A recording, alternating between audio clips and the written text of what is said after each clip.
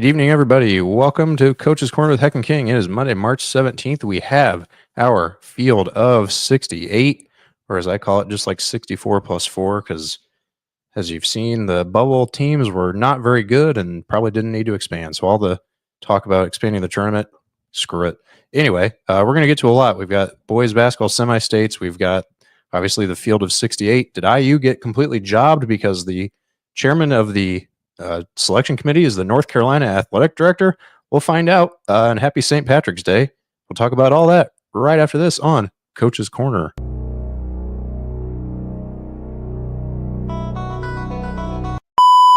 Coach's Corner with Coach Heck and the infamous Coach Patrick King. You're stuck with me, man. I'm stuck. You are stuck with me. I ain't going anywhere.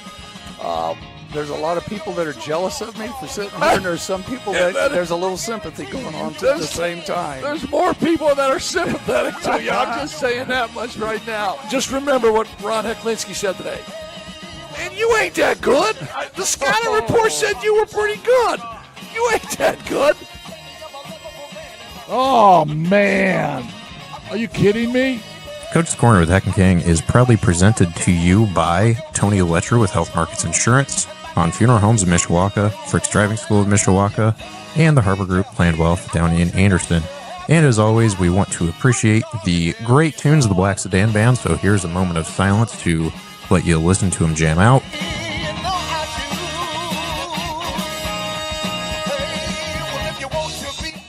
If you just love what you're hearing, check them out on YouTube, Black Sedan Band, or if you want to book them, visit blacksedanband.com. It has all their contact information there. Before we get started, make sure and like the video, subscribe to the channel, hit the notification bell, and comment in the chat. Now, here's Heck and King.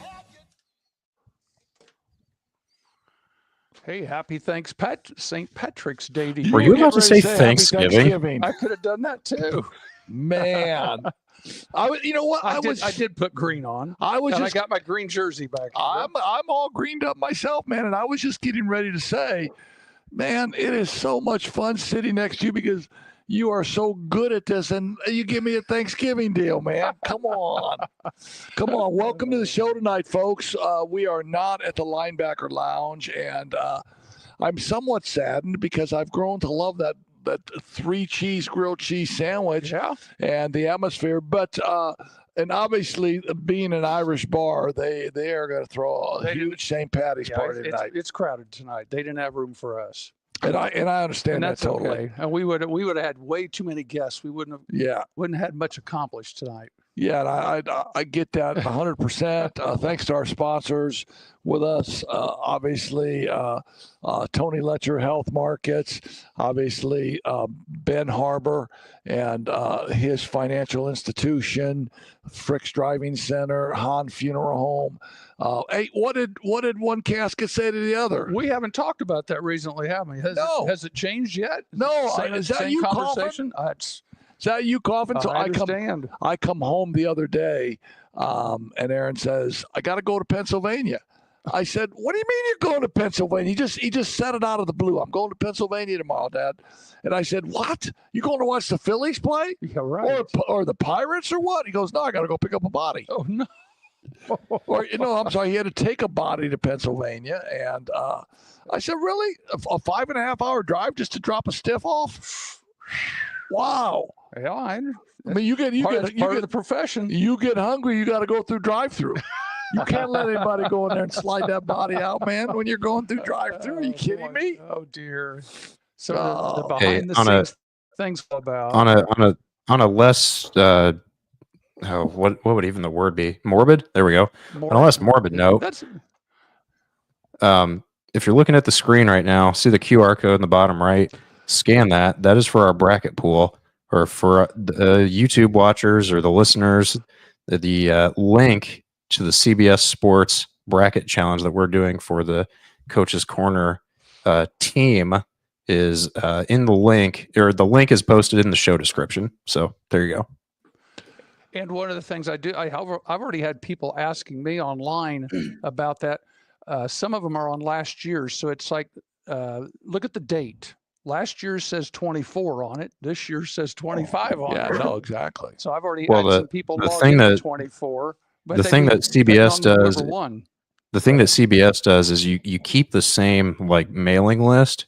Right. So I'm here in a little bit. I'm just going to hit a button and it's going to email everybody that did it last year, and hopefully they do it again this year. And then for all the new people that we have, scan the QR code or check the YouTube description or the podcast description. Well, and that's what I told them. I said all those people that have tuned in are going to have to just make an adjustment. We will give instructions on the show tonight, and that's what you just did. So. Good job. Yeah, beautiful. And whoever wins, we will design our very own Coach's Corner shirt. You will send us your size, and we will send our winners, maybe our first 3 places, a nice Coach's Corner shirt. Corner T-shirt. Yeah, with caricatures of me and you. Oh buddy. Oh, man. And we might even sign them. That'll be a hot ticket. I'm just saying. Should we do a punishment for somebody for the people that come in second and last? No, we may do some of those, but here's our problem.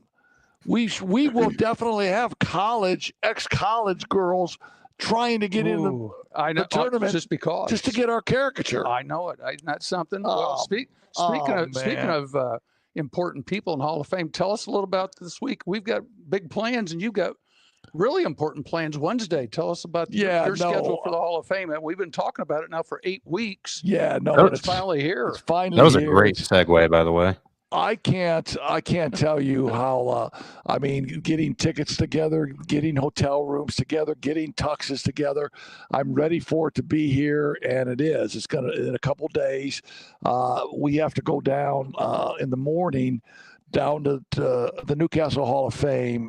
They do a program from about 11 to 1 where all the Hall of Fame inductees are there, and they give you the caricatures that they draw that will be in the Hall of Enshrinement, and they put together a case for all inductees. I had to take a bunch of memorabilia down there, so that's from 11 to 1, and then we'll go hang out at the hotel, and then have to get in the tux and get all cleaned up and be back at the Primo Banquet Hall on National Road down by the University of Indianapolis at 5. The reception would be from 5 to 6, where players coming in, coaches coming in, and you would get a chance to spend some time with them. My brothers are coming in from Florida and from Birmingham. My sister's coming in from Tennessee, and I'm flat going to tell her, in Tennessee, I know y'all don't wear shoes. I know you don't. I've been to your house. In there. Ain't nobody in Tennessee have shoes on. When you come to this banquet, you got to wear shoes. Put shoes on. And I'm gonna hopefully she'll wear them. Her and her husband will wear them. But so then that will get going. The dinner will be at 6, and they'll introduce silver anniversary teams, state championship winning teams from the past, and then they'll introduce the inductees, which will be a very cool thing and a very difficult thing, because they give you 3 minutes to give a talk. We've kind of had jokes about that. Well, 3 minutes is obviously a target. No, 3 minutes for me? Are you kidding me? It'll take you that long just to walk up there. I did go. So Greg Humnicki, the great athletic administrator from South Bend here, he's going in. He was. I saw him at the regional games on Saturday, and I negotiated with him. I'm buying 30 of his seconds. He's only going 230. I said, Greg, I can't imagine that, because Greg likes to talk. I know. He challenges you for minutes on air. I know, but he is so into the Hall of Fame deal. He said, heck, I gotta pay. I gotta only do. I said, how long are you going? He goes, 230. I said, can I buy the other 30 seconds? He said, certainly. And then I'm seeing now where Bryce Drew's Grand Canyon team is in the show, right? And he won't be there. No, they'll be playing. I want to say. Let's see. Wednesday would be the play-in games. No, they're playing. Scott, look up. He won't. He's in. I think Seattle, either Seattle or Wichita. And no, he's in Seattle. Okay. So I'm going to give Bryce a call tomorrow and see if I can purchase his 3 minutes. You don't think his dad or somebody might show up? Well, I'm hoping that they don't.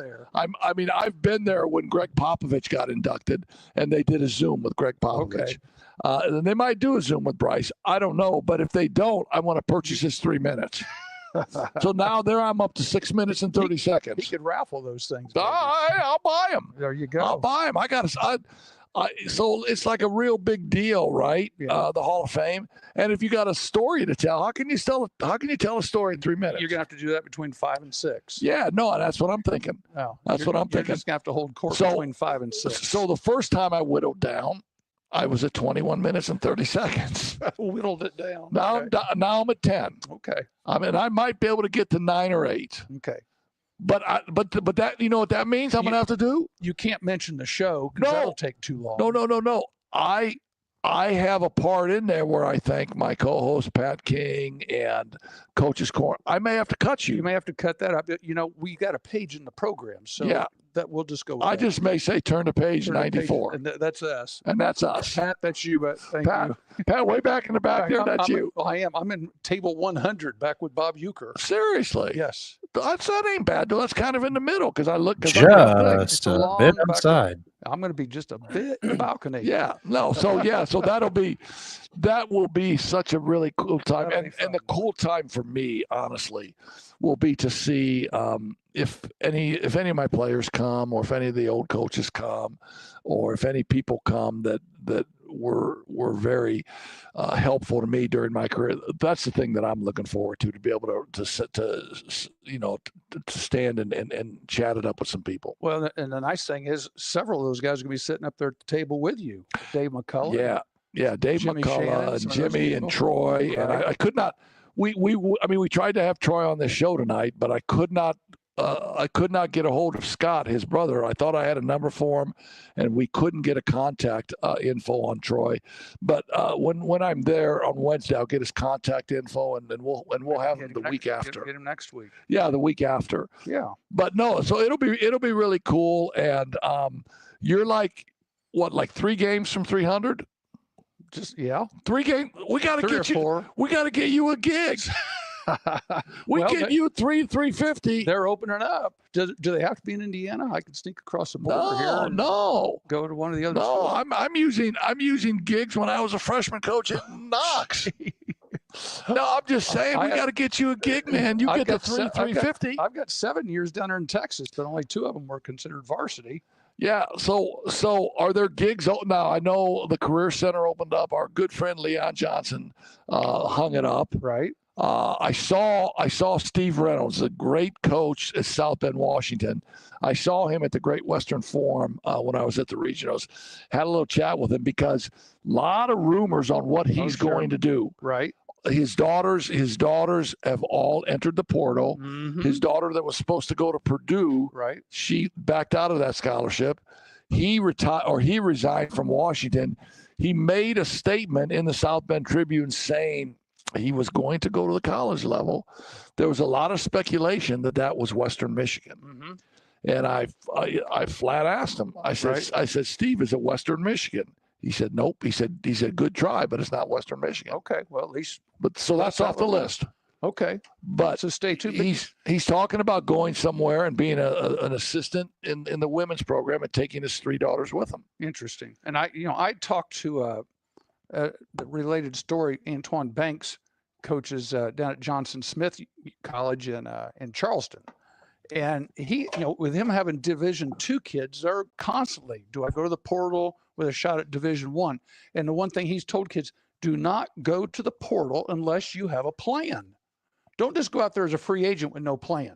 Whether you have an agent, whether you're talking to parents, whatever it might be at the D2 level, you can't just say, I'm going to go to the portal and then just put your name out there hoping somebody, like you're a piece of bait, getting somebody's going to hook you. He said, you've got to have a plan. Well, Steve obviously has a plan.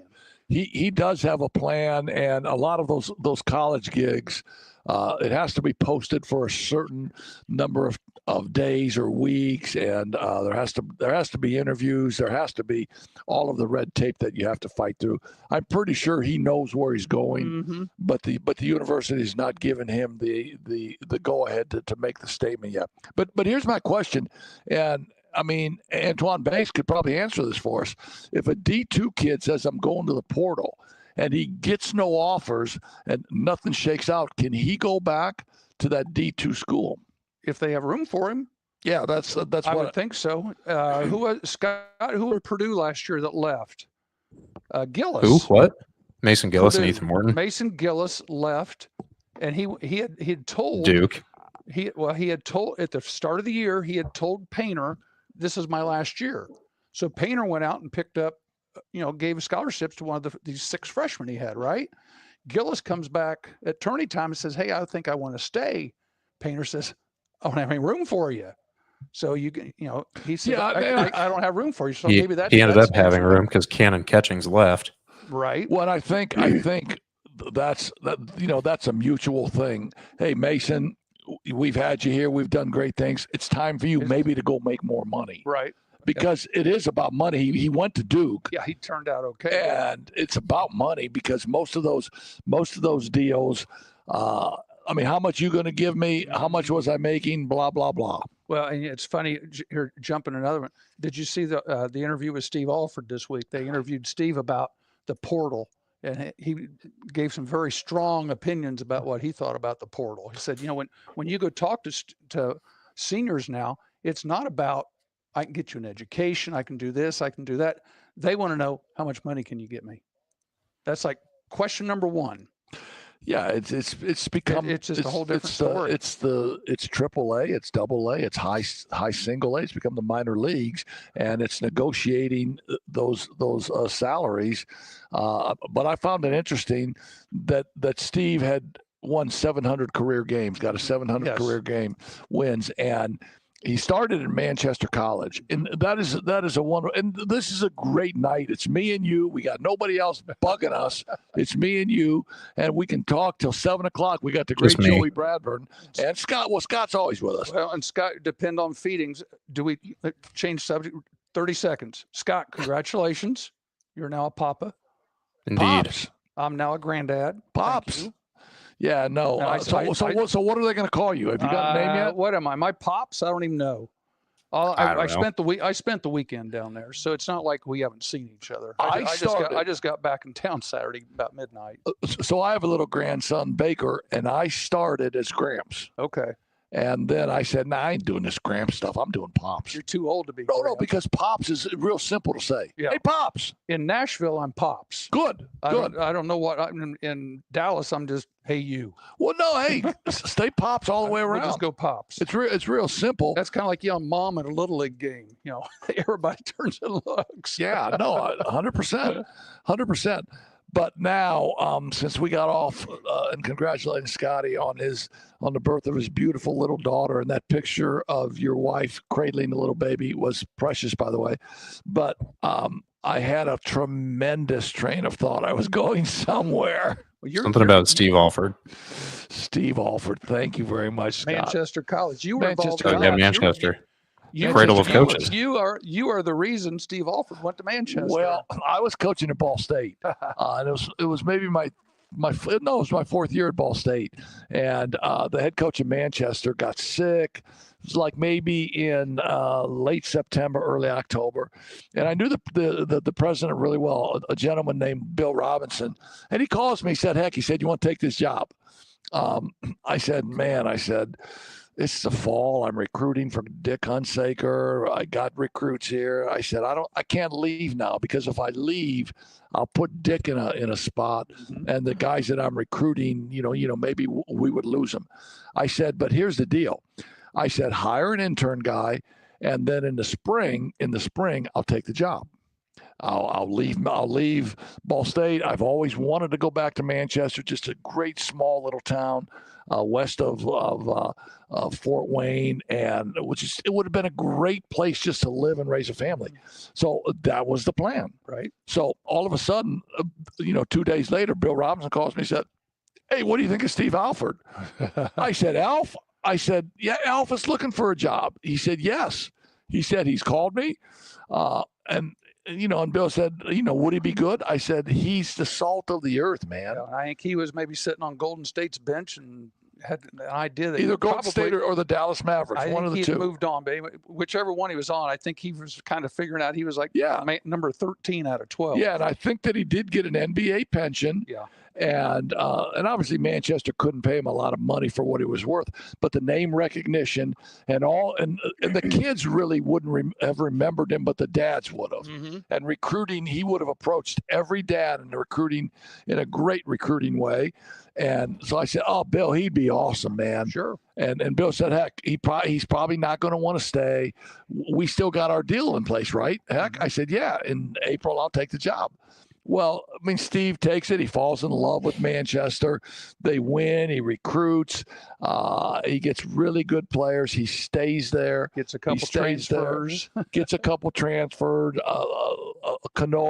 Brad Canoy from Lafayette, Jeff, the Paddock kid from Alexandria, who was a really, really good scorer.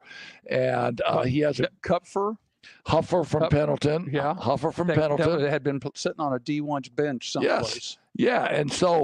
And so April came, and Manchester. They were 31-1. I think they were national runner-up. Well, not the first year. The second year they were. I'm jumping sorry. And when April came, and I called Bill, and he said, "Heck," he said, "remember the deal we had in place?" And I said, "Yeah, I know what's happening here." He said, "Nick's it, man. Alf's our guy, and we're rolling." And I said, "Congratulations, man," because I left Ball State then. Got the Anderson job. Yeah, that was probably about 1992 or 3, maybe. Yeah, that time period. Yes, and so everything worked out for everybody. But then Steve, after a year or two, went 31-1, won the Division III championship, and just put Manchester on the map from a basketball standpoint. And they had a picture of a ball which had his career wins at every one of his stop. And he had 78 career wins, like in 4 years at Manchester. And then he went to Southeast Missouri State. Right. Had 78 wins at Southeast Missouri State. And then the trivia of that, then Dick Hunsaker comes in there behind him. Takes the Manchester job. And with Jamie Matthews, and I ended up sitting on the bench with them for a couple of years. Yeah, and you're an assistant. And you're at Manchester. I was at Manchester for a couple of years with Canoy and all those guys. Yes. The next year, Chance Young. Yeah, and Bert Paddock. Yeah. And so Bert Paddock goes for 50 one day. I was there. And I know. So I know Dick so well. He's a great coach, but he doesn't like coaching a scorer. He didn't. Oh no, he was. And I called Dick. You could just see him bristle. I said, "Dick," Paddock went for 50. That was amazing, right?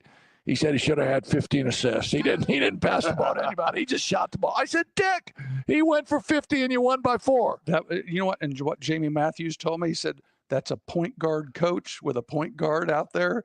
And he said they just fight like cats and dogs. No, that's just Hunsaker. Right? There is not a truer statement that I've ever heard. Such a competitor, but Jamie had it pegged because Jamie had been around Hunsaker as a player. I recruited Jamie. Jamie played. Went to Vincennes Junior College and had transferred from Idaho to Vincennes Junior College, I believe. He was at Alaska. Somebody was at Alaska Anchorage. Was it him or his brother? No, I'm sorry. Jamie was at Alaska Anchorage, and Scott, his twin brother, identical twin brother, by the way, was at Idaho. From New Washington. From New Washington. Their dad was a Hall of Famer and coached him. But anyway, and then Dick goes to Manchester. I go to Anderson. You go to Manchester. For 2 years. Then I came up here to South Bend. Yes. And so you're the student union in Manchester. Yeah. You ate there and hanging out there, weren't you? Oh yeah. So did you ever know my old assistant coach at Manchester, a guy named Carl Merritt, who ran the union at that time? I was only over there a couple of times just for team dinners and stuff. So I was in and out of there and just said hello to people. Names went in one ear and out the other. So Carl Merritt was just the best. So here's the only thing about this Hall of Fame stuff. I wish that I could use names. Just get you a list. I wish that I could say Claude Wolf, Carl Merritt, so-and-so, but you can't because there's not enough time. But Carl Merritt was the assistant coach. And so Claude Wolf, he's a Brethren minister. He's the head coach of Manchester, right? Mm-hmm. I transfer in there from Texas. I'm a West Side guy from South Bend. Sure. So with their own language. Yeah. So but I mean, Coach Wolf, he ain't never going to cuss. No. He ain't never going to throw a ball at you. But what he did was, if I made mistakes, he would tell Carl Merritt, he'd say, Carl, take Ronnie on the side and run him till he pukes. One day I said, Coach, listen, here's the deal. Cuss at me. I can take it. I'm from the west side of South Bend. I said, throw a ball at me. Right. I'm quick. You won't hit me. But you think God thinks this is great? You making me run and throw up? What do you think God thinks about that, Coach? That's funny. Oh, Manchester. No, you got to do what I always wanted to do in life, and that was go back to Manchester. Yeah. So how long of a drive was that for you every day? I actually lived on the south edge of Peru at the time, down by the golf course. So it was probably 35, 40 minutes, down 15. I just cut through Wabash and over, and I could get back and forth. But I was teaching at North Miami, so it was cross country over to Manchester, and then so I just made kind of a triangle. Wow. I forgot about that time period. That's so cool. Yeah, that was fun. But anyway. That was when Scott was born. Scott was a newborn during that time period. So I was catching grief about that. No, that's why Scott turned out so well, because you didn't have a lot of quality time with him. That's why he turned out so well. He listened to his mother. Yeah, exactly. Yeah. So Alfred went to Southeast Missouri. Where did he go from Southeast Missouri?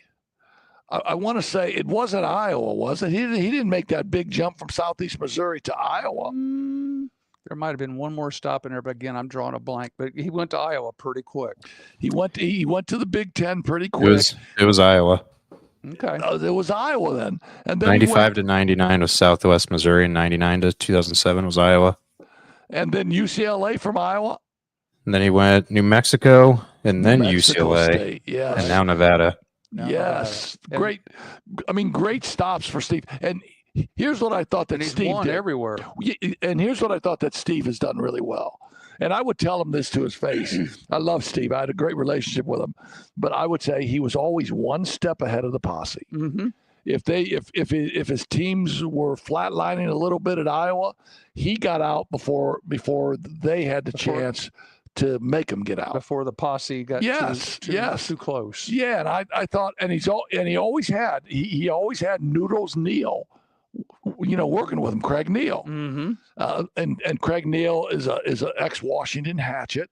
His dad was Stan Neal, used to coach down at Washington. Man, we are covering a lot. This could be one of my favorite shows that we've ever done. And I know people would say, well, you don't have Rich Donnelly, you don't have the Bosich guy, you don't. But we're just a wealth of. Well, we're all over the place. Yeah, that's for sure. Hey, speaking of all over the place, Scott titled things about IU. Let's talk about the selections from yesterday. Did IU get snubbed, and does anybody really care? Yeah, but so let me ask you this question first, Scott. You got Joey coming on at 7, Joey Bradburn, correct? Mm-hmm. Mm-hmm. I'm texting him right now. Why don't we, after you text him, why don't we take a break and save the NCAA questions? Yeah, and we can include him too if you. Yeah. We'll ask Joey a couple of those questions. All right. I texted him the link, so as soon as he logs on, we'll get to him. So he may or may not be ready to go when we come back from the break. But never mind. There he is. He's in the green room right now. So we will talk to him here momentarily when we come back. Medicare plans can be confusing, but they don't have to be. I'm Tony Letcher, licensed insurance agent. I can help you compare your options because I'm appointed with many nationally recognized carriers. With my help, you can find the coverage that fits your needs and budget. I don't want you to be my client today. I want you to be my client forever. Call Tony Letcher today to schedule your free consultation or visit tletcher.com. Dealing with the loss of a loved one can leave you with lots of unanswered questions and stress. At Hahn Funeral Homes of Mishawaka, we are here to help. Our focus has always been on the families that we serve. At Hahn Funeral Homes, we stand ready to meet your needs and exceed your expectations when selecting a funeral home. Our experienced funeral directors and staff will be there for you every step of the way for all of your funeral service needs. Hahn Funeral Homes is located at 505 West 8th Street in downtown Mishawaka. You can call them anytime at 574-255-1474 or stop in to get all your answers from our local funeral professionals about all your funeral needs. Hahn Funeral Homes, a family serving families. Are you sick and tired of relying on somebody else to get you around? Are you coming to Indiana from a place where you just never needed to learn how to drive? Well, if you're looking to hit the road with confidence, Frick's Driving School in Mishawaka has been helping drivers of all ages gain the skills they need for a lifetime of safe driving. With experienced, patient instructors like Mr. Coach Pat King and flexible scheduling, Frick's makes it easy for you to learn to drive easy and stress-free. Whether you're a first-time driver or need a refresher like Mr. Coach Ron Heklinski, Frick's has you covered. Plus, for just $65, they offer the state driving exam in-house. No need to go anywhere else. Visit fricksdrivered.com or call 574-256-0650 to get started today. If you're nearing retirement, or if you're like me and you're not nearing retirement but you still want to get your money right for retirement, the Harbor Group Planned Wealth has you covered with the ability to answer questions like, what specific steps should I take before retiring? When should I draw Social Security? How do I manage investment risk? How much will health insurance cost if I retire? If I'm over 62, which I still am not, how much money can I earn part-time without affecting my Social Security and or my pension? And is it really possible to get a raise if I retire? If you want all those questions and more answered, call the Harbor Group at 855-5-HARBOR, HARBER, or you can contact VP Jessica Rhodes at 765-393-1074, or visit the website harborgroup.com. Securities and advisory services are offered through LPL Financial, a registered investment advisor, member FINRA SIPC. Okay. Hey, we're back with more of Coach's Corner with Heck and King. We are now pleased to welcome the head coach of the Mount Vernon Marauders, who will take on the Jeffersonville Red Devils on Friday or Saturday. I don't know the dates. In the semi-state, it's Coach Joe Bradburn. What's up, fellas? What's up, man? How are you? Doing great. What's going on with you guys? Man, doing great. You got to be ecstatic, man. You got the Marauders. You know, it's your second year there. You go last year, and you coach your brains off. People are used to just letting those kids play, and you come in, you give them structure. They now got to play some D. You go through maybe some baby steps, maybe a learning curve last year. You lose a couple of kids to Cathedral. Now, what do you think those kids at Cathedral are saying today, man? Because the Marauders are in the semi-state, and again, you're doing what you do. You coach your brains out, man. Talk about the difference between year one and year two. Well, year one, you're just trying to figure out a lot of things. I'm trying to figure out my new coaching staff. I'm trying to figure out the players we have. A lot of different guys we're sorting out. And I had a young man last year, Brady Fitzgerald. He's Kyle Guy's stepbrother, half-brother. And he kind of set the stage for us this year. And, you go back and you got to have guys that kind of start helping you build a culture, change a culture, or whatever. And he was just a tremendous leader that I leaned on a lot, and he conveyed everything that we wanted to do last year. He just relayed things to our team. He was the leader. He was the foxhole guy for everybody, and he set things up. And so, like you said, we went through some changes in the spring, but I have a bunch of resilient guys that are just fighters, and through the years, they've kind of just been waiting their turn, and they've been learning, and they've stepped up. And every practice this year has been just a blast. And I say that from the standpoint they listen. They allow us to challenge them. I don't have a lot of attitudes in practice right now, and so we get a lot of things done because of that. Yeah. So I heard a way to phrase this, and I think it's a really cool way to say it, to get your players to become comfortable being uncomfortable. And I think that's a really big step whenever a new coach takes over a program, because players don't know really what to think. And different coaches will coach them up different ways, but I know you're from the Ron Hecklinski coaching tree, man. Come on, and your practices are going to be harder than any game that your players will ever play in, right? Well, I mean, you probably could just go from there, because it is the root is back in the days in the cornfields of Wapahani, and we established a lot of things back then, and intensity was one of them. And so, when you start a new program, you have to establish something. So we begin that way, and that's part of the challenge I was talking about. Guys embrace that. It started on morning conditioning track, and from that point on, get into the practices. They like I said, embraced everything we did, and it's not for the faint of heart some days in practice. Coach, you just mentioned the 6:00 a.m. workouts. I'm always envious of coaches that could get their teams in there that early in the morning, because in South Bend, I never had that luxury. I had a better chance of having kids in the gym at 9 or 10 at night than I did 6 in the morning, just because of the clientele of kids. But I always hear about these coaches that had 6 o'clock workouts or 6:30 free throws or whatever it might be before school started. I'm going, okay, how do they do those things? The other thing is, I'm just amazed that you've done so well here since the two of you left Cecina. Between Cecina and the field house, I'm sure some of the stories that went on there had to help toughen you up a little bit to get for this next job, I'm sure. I mean, like one of the ways that I would say it, Joe, and I've been kind of thinking through some things as I'm going through my career. One of the ways I would say that Cecina gig that we did was we went back to grassroots basketball. Right. We were head coaches. We were the ones being interviewed. We were the ones that were telling assistants what to do. And during that time period, it was you and me now carrying the ball bag. It was you and me getting the water bottles. Right. And during that time period, we had to appreciate what we had. And then someday we were going to get back to it like we did. You're exactly right. And I wasn't sure if I was going to get back to it at that point in time. It was just a change of pace.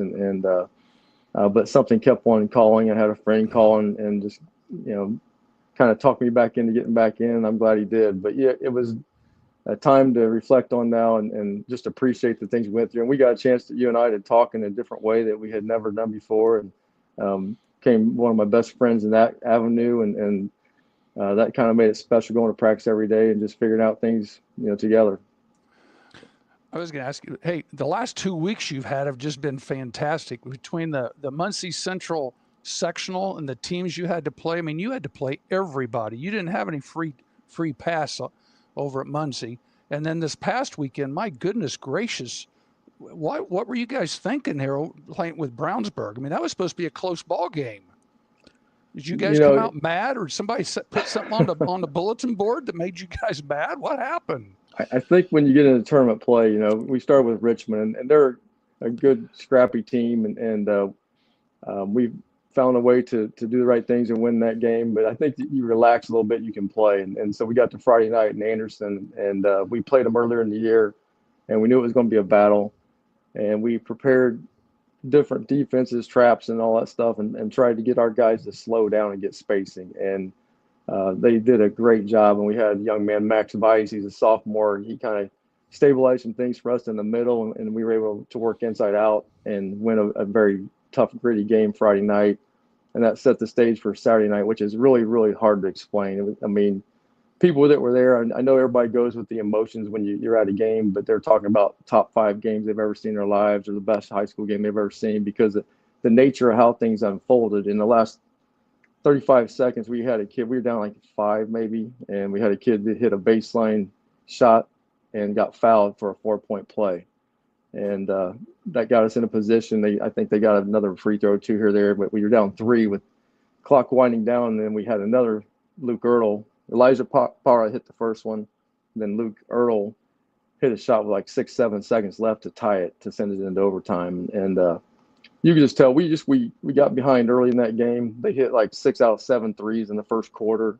But our guys never really they were not phased. I mean, we stayed with it, and we've been preaching tougher, longer all year long, and that's what Coach was referring to. Starting the culture last year, we've been really preaching that for a year and a half now, and guys bought into that. They stayed with it, and we got to overtime, and we were able to make plays and pull it out and extend the lead a little bit to finish off the game, and then that just gave energy. And last week we had a great week of preparation, and it started on Monday and all the way through. Guys just were, you get certain teams. You guys have been there where I've not had 5-7 teams or whatever that you lock in. They're in a rhythm. They're in a groove at the end of the year. I mean, you may have teams playing their best ball of the year, but there's a difference when teams lock in and they're just in a groove, and every little detail that you're giving them in practice that they buy into, and they're ready to execute. And that's what we did on Saturday against Brownsburg. I mean, we spaced the floor, and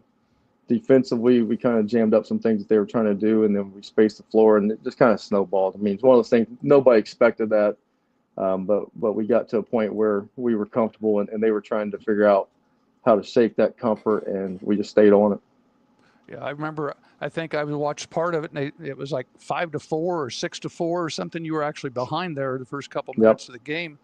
And I was switching back and forth to different games. I was down in Texas at the time, just sitting there on my computer, jumping games. And next thing I knew, I get back to your game, it's like 35-10. And I'm going, what in the world is that's got to be a typing error? What happened?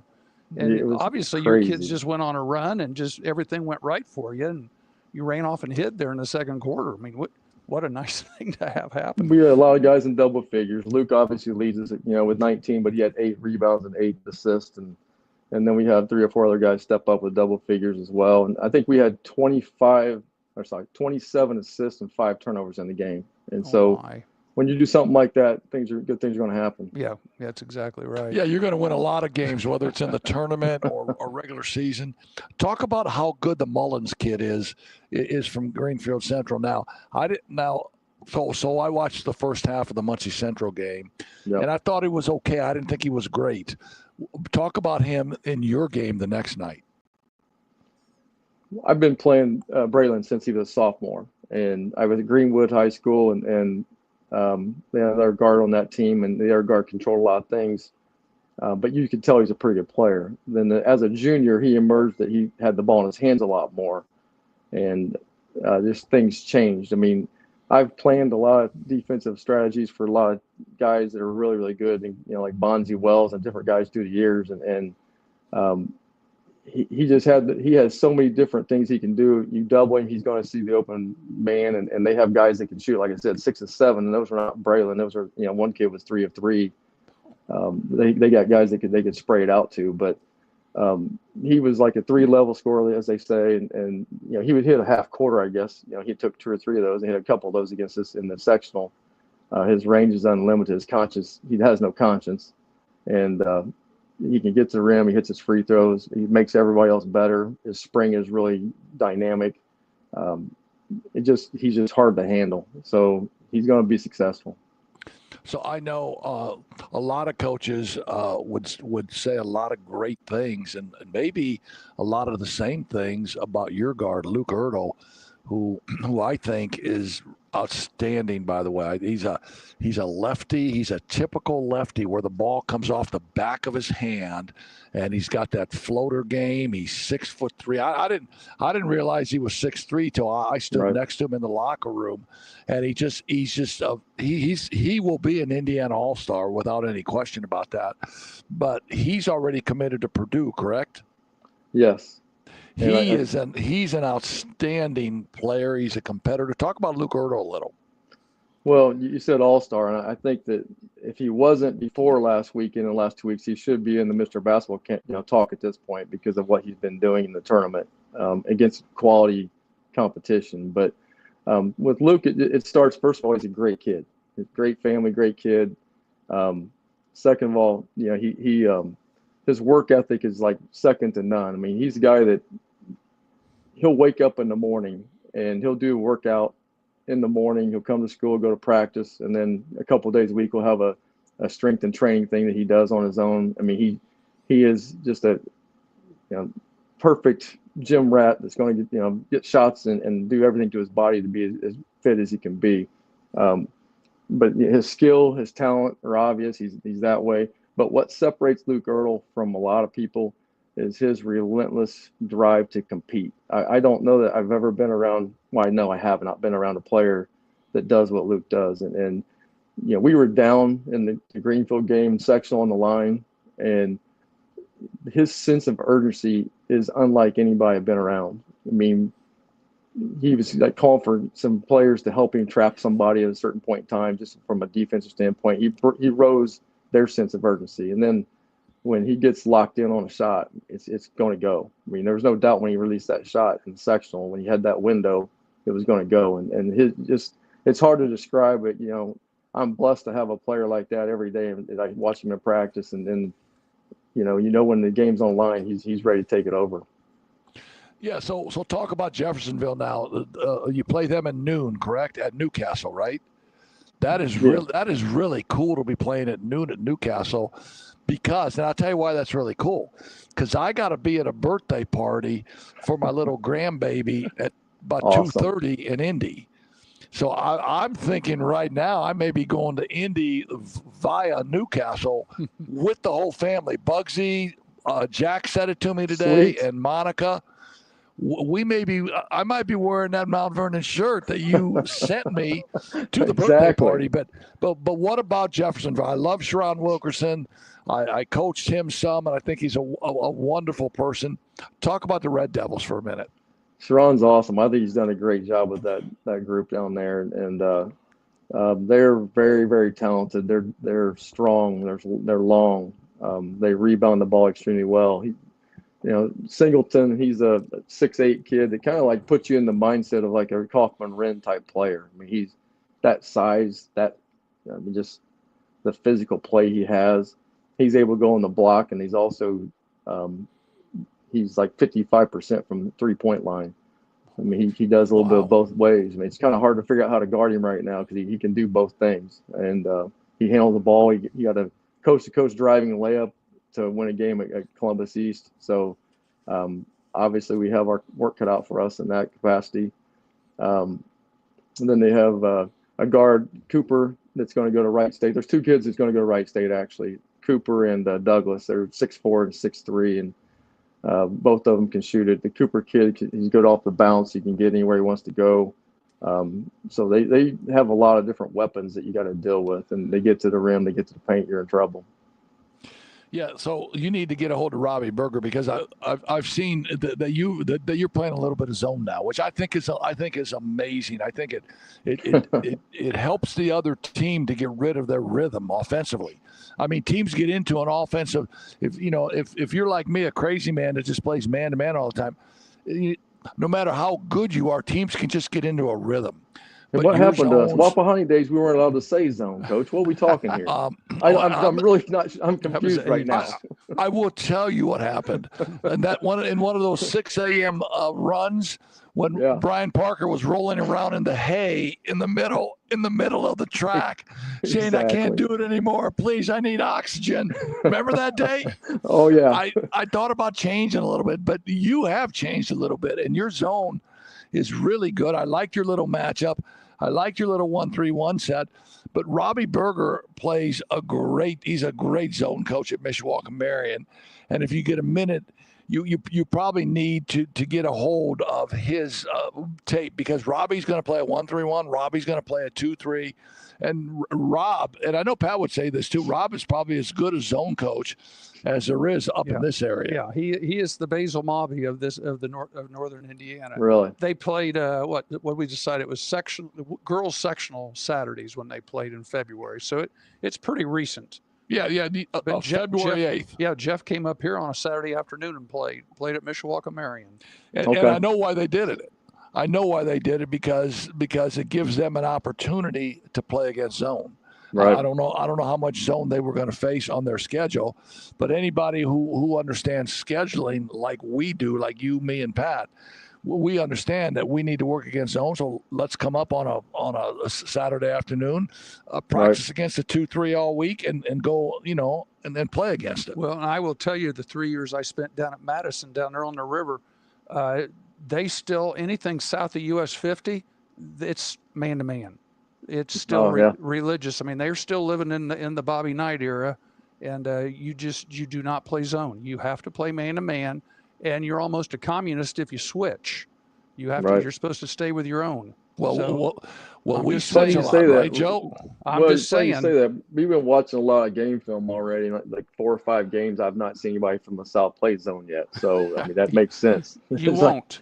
You won't. And Jimmy Shannon was at New Albany forever, and he played man the entire time. Yeah. So and people copied a lot of what he did because he was so successful. And Gene Miller at Washington played man all the time.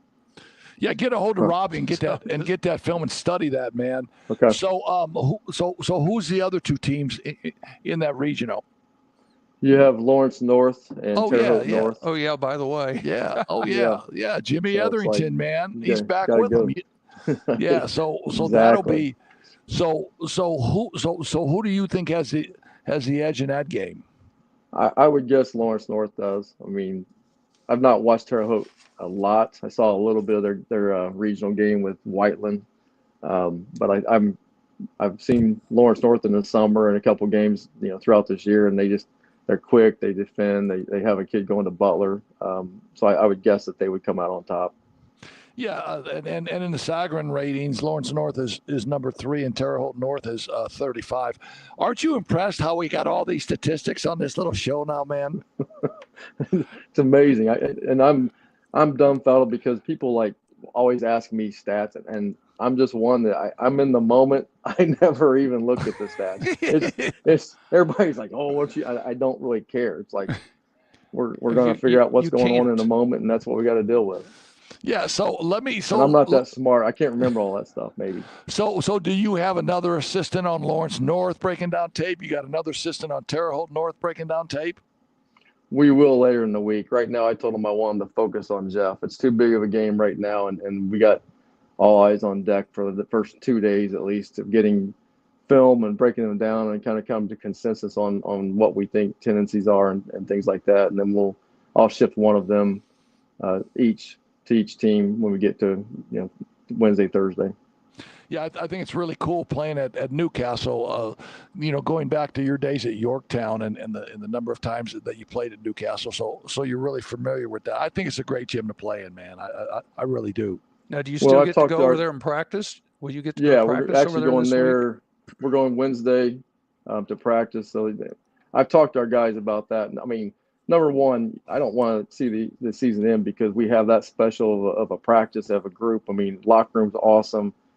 Energy's great in practice every day. Coach, you saw a little bit of that earlier. And it's been that way all year long. I mean, we have guys talking and a buzz. And like I said, they handle the challenges that we throw at them, and they pick each other up. So we don't want, that type of thing to end. But along the path, we talked about how special some of these things are. And I had mentioned to them that I went through Muncie way back when, and that's when we went to the state finals at Yorktown, but we went through the field house. And I told them, I was like, special things happen at the field house in Muncie. And guys kind of appreciated that, bought into that, and they were excited, when we did what we did in that final game. It's like, hey, special things happen in the field house. And then we get to go to Southport last week, and that's another great venue that people don't appreciate. We had a nice crowd, so the atmosphere was really good. And then you're right. I mean, nobody tops Newcastle. So, 3 nice venues right in a row. And so our guys, are kind of getting the experience that way too.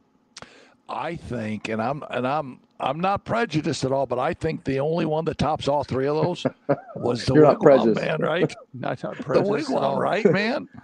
When you have that hopping, man, it's the best. Oh, back in the day, man. So I saw your beautiful daughter after the game waiting for you. I saw Kyle waiting for you. I saw your lovely wife waiting for you. But now I just bring up the Wigwam, and I remember when Kyle was maybe, I don't know, 7 or 8 years old, and Right. You brought him to a game at the Wigwam. You said, Coach, man, show him the locker room, walk, Yep. take him around here. And we took Kyle around at the Wigwam, and I remember that like it was yesterday, man. Isn't it just cool? We've talked about this quite a bit. And my wife, she's never been that big of a sports fan, but she kind of just sees what happens and how the emotions, how people get connected through all these types of things through the game of basketball. And that's kind of what we've talked about our mission is connect people through basketball. I mean, and that's one of those things that we did back then with Kyle going to the wigwam. I mean, that was connection. He got to meet you and see, who coached me back in the day. And then we go through a storied venue that just he had a chance to play in it back, when he got to high school. So just a lot of connections and memories through the years. That's what it's about. Yeah, I think that's a great way to put it. But I'm going to be saddened by one thing, because I know this is a huge week for you, and you probably will not be able to attend on Wednesday night my induction, because I get 3 minutes to talk. Right, I get 3 minutes. My 2 of my minutes were going to be about you. 2 minutes I was going to talk about you, and now you won't even be able to be there and listen, right, man? Well, I mean, I don't know what you're talking about. We've arranged that we hopefully get our practice done and I can get back over there. I mean, that's part of the deal. It's like, and that's what I wanted to talk about tonight, is how proud we are of you being in the Hall of Fame. I mean, that's phenomenal. And there's so many people that you've affected through the years, and I'm excited to be there. I got a table with some guys that are supposed to be there, and I've heard other people have tables as well. So, I mean, my plan is to jet back out of practice and get back over, hopefully. Well, whatever you do, you just be safe on the roads, man, and you take care of this team now, because this is and we've had special teams. Sure. I mean, you've had special teams. I've had special teams. I mean, you took a team to the state championship game. Are you kidding me? And this is a special group. When I had a bad fall this year and broke my neck, and one of the best things that I did for myself, I mean, you let me come to a practice. I had the hard collar on, and you let me come to a practice and made me feel special and let me talk to your team. And just that trip with Bugsy, and just to talk hoops and to get my blood pressure fired up a little bit. I mean, that was so big for me in my rehab from that broken neck. And you were talking about your locker room. Man, I got to tell you this, man. I had to give him some signs from the wigwam. He's got some wigwam material in his locker room, and your players. I mean, I've talked to a lot of teams before, Joe, and your players, they were focused on me. They didn't. I mean, a lot of kids, you get this guy out of here, man. I got stuff to do. You can tell, right. And the signs I gave you, they looked your kids were special in that moment, man. And you know where those signs are? It wasn't me that put them up. Those kids put them up. After you left, we left the locker room. They went around and put all the signs up. So they still have them there, and they talk about you every now and then. So it's pretty cool. Yeah, it's really cool. So what do you think the over-under is? I'm starting at I get 3 minutes. I'm starting at 8. You think it's over 8 or under 8? What are you going with? 3 minutes. I mean, I don't know how that's going to happen. Yeah, over 8 or under 8? I mean, Dockich was at 8, so that's why I had the benchmark at 8. What do you think, over or under? You taking the over? I think your pregame is going to be 8 minutes. You're 100% right. Going on. You're 100% right, man. On the way home from your game, on that ride back from Muncie to South Bend, first time I timed it, and I'm saying, "Oh man, this is great! I love all this stuff I'm talking about, Wapahani, Anderson, all of it." Right. I'm going to time it. So I put my phone on. I'm rolling. Stop the phone. 21 minutes and 30 seconds, man. Exactly. You got too many experiences, too many places. There's no chance. Okay, no chance. Okay, so at your game, I sat at your game with the great Doug Mitchell. Yeah. And I mean, Doug Mitchell tried to do some stuff with you, maybe last year or something, maybe some fundraising or something. And he was talking about all he could talk about was how great of a coach you were and the things that your players were doing. You made a great impression on Mitch, man, because he was so psyched up for your team, man. Well, I mean, you know what I think of guys like him and you and people that I looked up to growing up and understanding the game, and that means a lot. I didn't know that's what he was thinking, but had a good conversation with him, and he's an awesome guy. Yeah, Mitch and I were actually teammates at Butler back in the day. So Really? he and I were on the scout team for like 1 year. I was on the scout team for 4, but he was on it for 1. Yeah, but okay. What'd you get? You got a college scholarship and a Butler degree, right? I'm just saying. I know Mitch. Held Larry Bird to 48. Yeah, we did. No, he held Larry to 48 one game. Is that what he did? He Stop it. I mean, he guarded him for 5 minutes. I said, what did he get in those? What did he score in those 5 minutes? 48. There you go, man. but don't underestimate the Butler cheerleaders back in those days, right? Exactly. Never underestimate that. Lord. Hey, Joe, man, you know we love you, man, and we're thinking about you. And the Hecklinskys may plan that trip via Newcastle to Baker's birthday. Awesome. All right, man? Come down on the bench. And like I said, I'm proud of you, Coach, being in the Hall of Fame. That's so awesome. You very well deserved. And I'm hoping I'm going to get there Wednesday night. Will you be safe and you coach him up and get that ball club ready to roll? You got it? Sounds good. Appreciate it. All right. Thanks, good fellas. luck. Good luck. That is the great Joey Bradford, man. He was.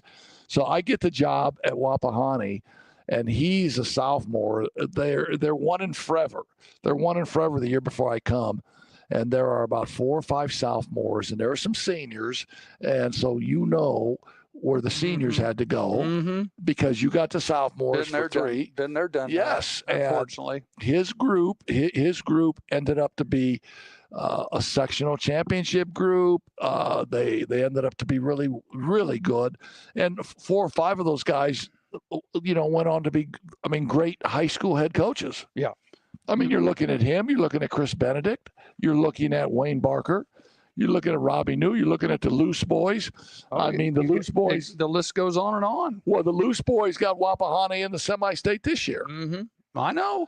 So, good interview by Joe. We wish him well. We want to take a break here, Scott, and then we will come back with some bracketology. Do some bracketology, and we've got another guest coming in here in a little bit, too. Yeah, so Finding private health insurance can be stressful. What if it didn't have to be? I'm Tony Letcher, licensed insurance agent. I prefer to personally meet with my clients so I can get a better understanding of your needs and budget. I can even review your current coverage. I don't want you to be my client today. I want you to be my client forever. Call Tony Letcher today to schedule your free consultation or visit tletcher.com. The loss of a loved one can leave you with lots of unanswered questions and stress. At Hahn Funeral Homes in Mishawaka, we're here to help. Our focus has always been on the families that we serve. At Hahn Funeral Homes, we stand ready to meet your needs and exceed your expectations when selecting a funeral home. Our experienced funeral directors and staff will be there for you every step of the way for all your funeral service needs. Hahn Funeral Homes is located at 505 West 8th Street in downtown Mishawaka. You can call us anytime at 574-255-1474 or stop in to get your answers from our local funeral professionals about all your funeral needs. Hahn Funeral Homes, a family serving families. Hey, are you in the great state of Indiana and need your driver's license? Frick's Driving School in Mishawaka makes it easy with the Indiana State Driving Exam in-house for just $65. No formal driver's education is required. You might even Finding private health insurance can be stressful. What if it didn't have to be? I'm Tony Letcher, licensed insurance agent. I prefer to personally meet with my clients so I can get a better understanding of your needs and got 2. All right, we're back because I accidentally hit the video twice and started it all over, and I don't have a way to get through halfway. So, as I was saying in the ad cut, I think we were talking about Frick's Driving School. They offer the state in-house or the state driving exam in-house for $65, and you don't have to take driver's ed. You have to have a Indiana learner's permit for I think 6 months, and have an Indiana learner's permit for 9 months, and be 16 years and 6 months old or something like that. Either way, if you really want more information about it, DM us or comment in the chat. Pat here, aka Dad, will hook you up with info. Yeah. So, and then we had the Harbor Group Planned Wealth down in Anderson. If you need more information about that, again, DM us or rewind the YouTube video and watched the first commercial interlude. And then obviously we talked about Tony Letcher and who else? Who else did we have? I think that was it, wasn't it? Well, so We were talking about Hans. yeah, we got Han funerals. And so here's what I just said to Pat tonight. I said, what did one casket say to the other And casket? I almost forgot. What'd they say? Well, it's you. Who's coughing? Which one of you's coughing, man? It's you tonight. It is. I got a cold and I'm trying to get over it, man. I'm staying over here. Yeah. Hey, Scott, speaking of all the silly things that are going on, why don't we run I've got a good Dumbass of the Week award for this. So where's my donkey? You got my donkey on here someplace? This man, I love that. So you're going to get, and it's funny you got that because I see, were they involved? No, this was the ACC tournament. I think you guys watched a lot of basketball this weekend. How about the end of the Duke Carolina? Was it Duke and Carolina? Carolina's down. Yeah, the lane violation. They're down 1. 5 or 6 seconds left. They're at the foul line. Guy misses the front end, the first of 2. On the second one, they've got to make it to tie. Carolina's at the foul line, and a senior, I think it was a 5th year or 6th year senior, lane violation.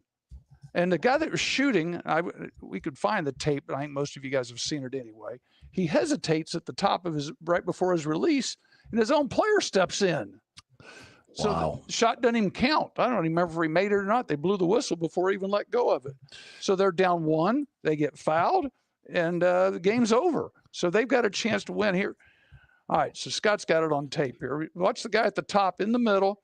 They've got to make this. See, he jumped. I thought he jumped backwards, right there. but his front foot goes over the line. And they were trying to protect him and, say that play didn't cost him the game and everything like that. But it would have tied the game. I got some good news and bad news for you. Sometimes we protect players too much, but that play cost them the game. I'm thinking so. And it's Carolina who somehow we could segue into they got the play-in game. They were on the bubble, got beat, and still made the playoff. Yeah, and that is another elite segue by you, by the way. You're 2 for 2. Okay, that is amazing. So it's like 2.5 years ago when we started this at the RBI Lounge. I wouldn't have done you that. couldn't have got that. I couldn't have done There's that. no way. Well, first of all, the RBI Lounge had so much smoke, you couldn't have seen any of your notes. Speaking of smoke, Scott, how about that smoke this weekend? We were down in Texas. Caked my car. We thought it was fog. It was smoke coming in from the west, all that dust storms. I understand they had a little bit of it up here the next day, but boy, our cars were just like wildfires. Yeah, the wildfires from the west came in into the North Dallas area. It was just, it was fog, smog, and everything. All right, so here, let me make a point on North Carolina. I just saw a thing on Twitter, which is the repository for all things correct, because Abraham Lincoln said you can't put anything on the internet that's not true. Okay, I appreciate it. According to 247 Sports, he was very honest too. According to 247, Bubba Cunningham, who's the AD at North Carolina, receives an additional 1 month of his salary, which is $104,000 for North Carolina making the NCAA tournament. And by the way, like I had said in the intro, before we even started the show, Bubba Cunningham, the athletic director at North Carolina, was the chairman of the selection committee. But he was not in the room during this discussion on Carolina. Bull crap. But they had been that room had been together all week, basically sequestered like it was the OJ jury. Well, and every year it's always the talking heads on TV. They're always worried about the bubble teams, and I think they really spend too much time on that. My personal opinion is I don't really care who's number 68, 69, or 70, because they might win one game, maybe. Statistics prove that. I'm more concerned, for example, in the middle. Who was it? Michigan wins the Big Ten tournament, and they're seated 5th behind Wisconsin, behind Michigan State, and so forth and so on. Yeah, but it's all of, and I can't really tell you the formulas. The quadrant 1 wins, the quadrant 2 wins. There's so many analytical formulas that they use instead of just the old formulas that we used were your eyeballs. Does that look like a great team? Does that look like a team that can go and win a game? Because at the end of the day, you want to put the best 68 teams or 72 teams, whatever it is now, in the tournament to make the tournament the absolute best. And I mean, you can say that Bubba Cunningham wasn't in the room. You can say that he had no input on it. But obviously, when the news comes out that if his team makes the NCAA tournament, he gets $100,000. Somebody's going to find that out? Are you kidding me? If two pillars of the community like me and you have found it out, we figured it out, didn't we? Yeah. How does everybody not figure it out? That's the same Bubba Cunningham. It used to be AD at Notre Dame, isn't it? Well, he was the AD at several places at Ball State also for a while. Right. And I just think that that's a tough situation.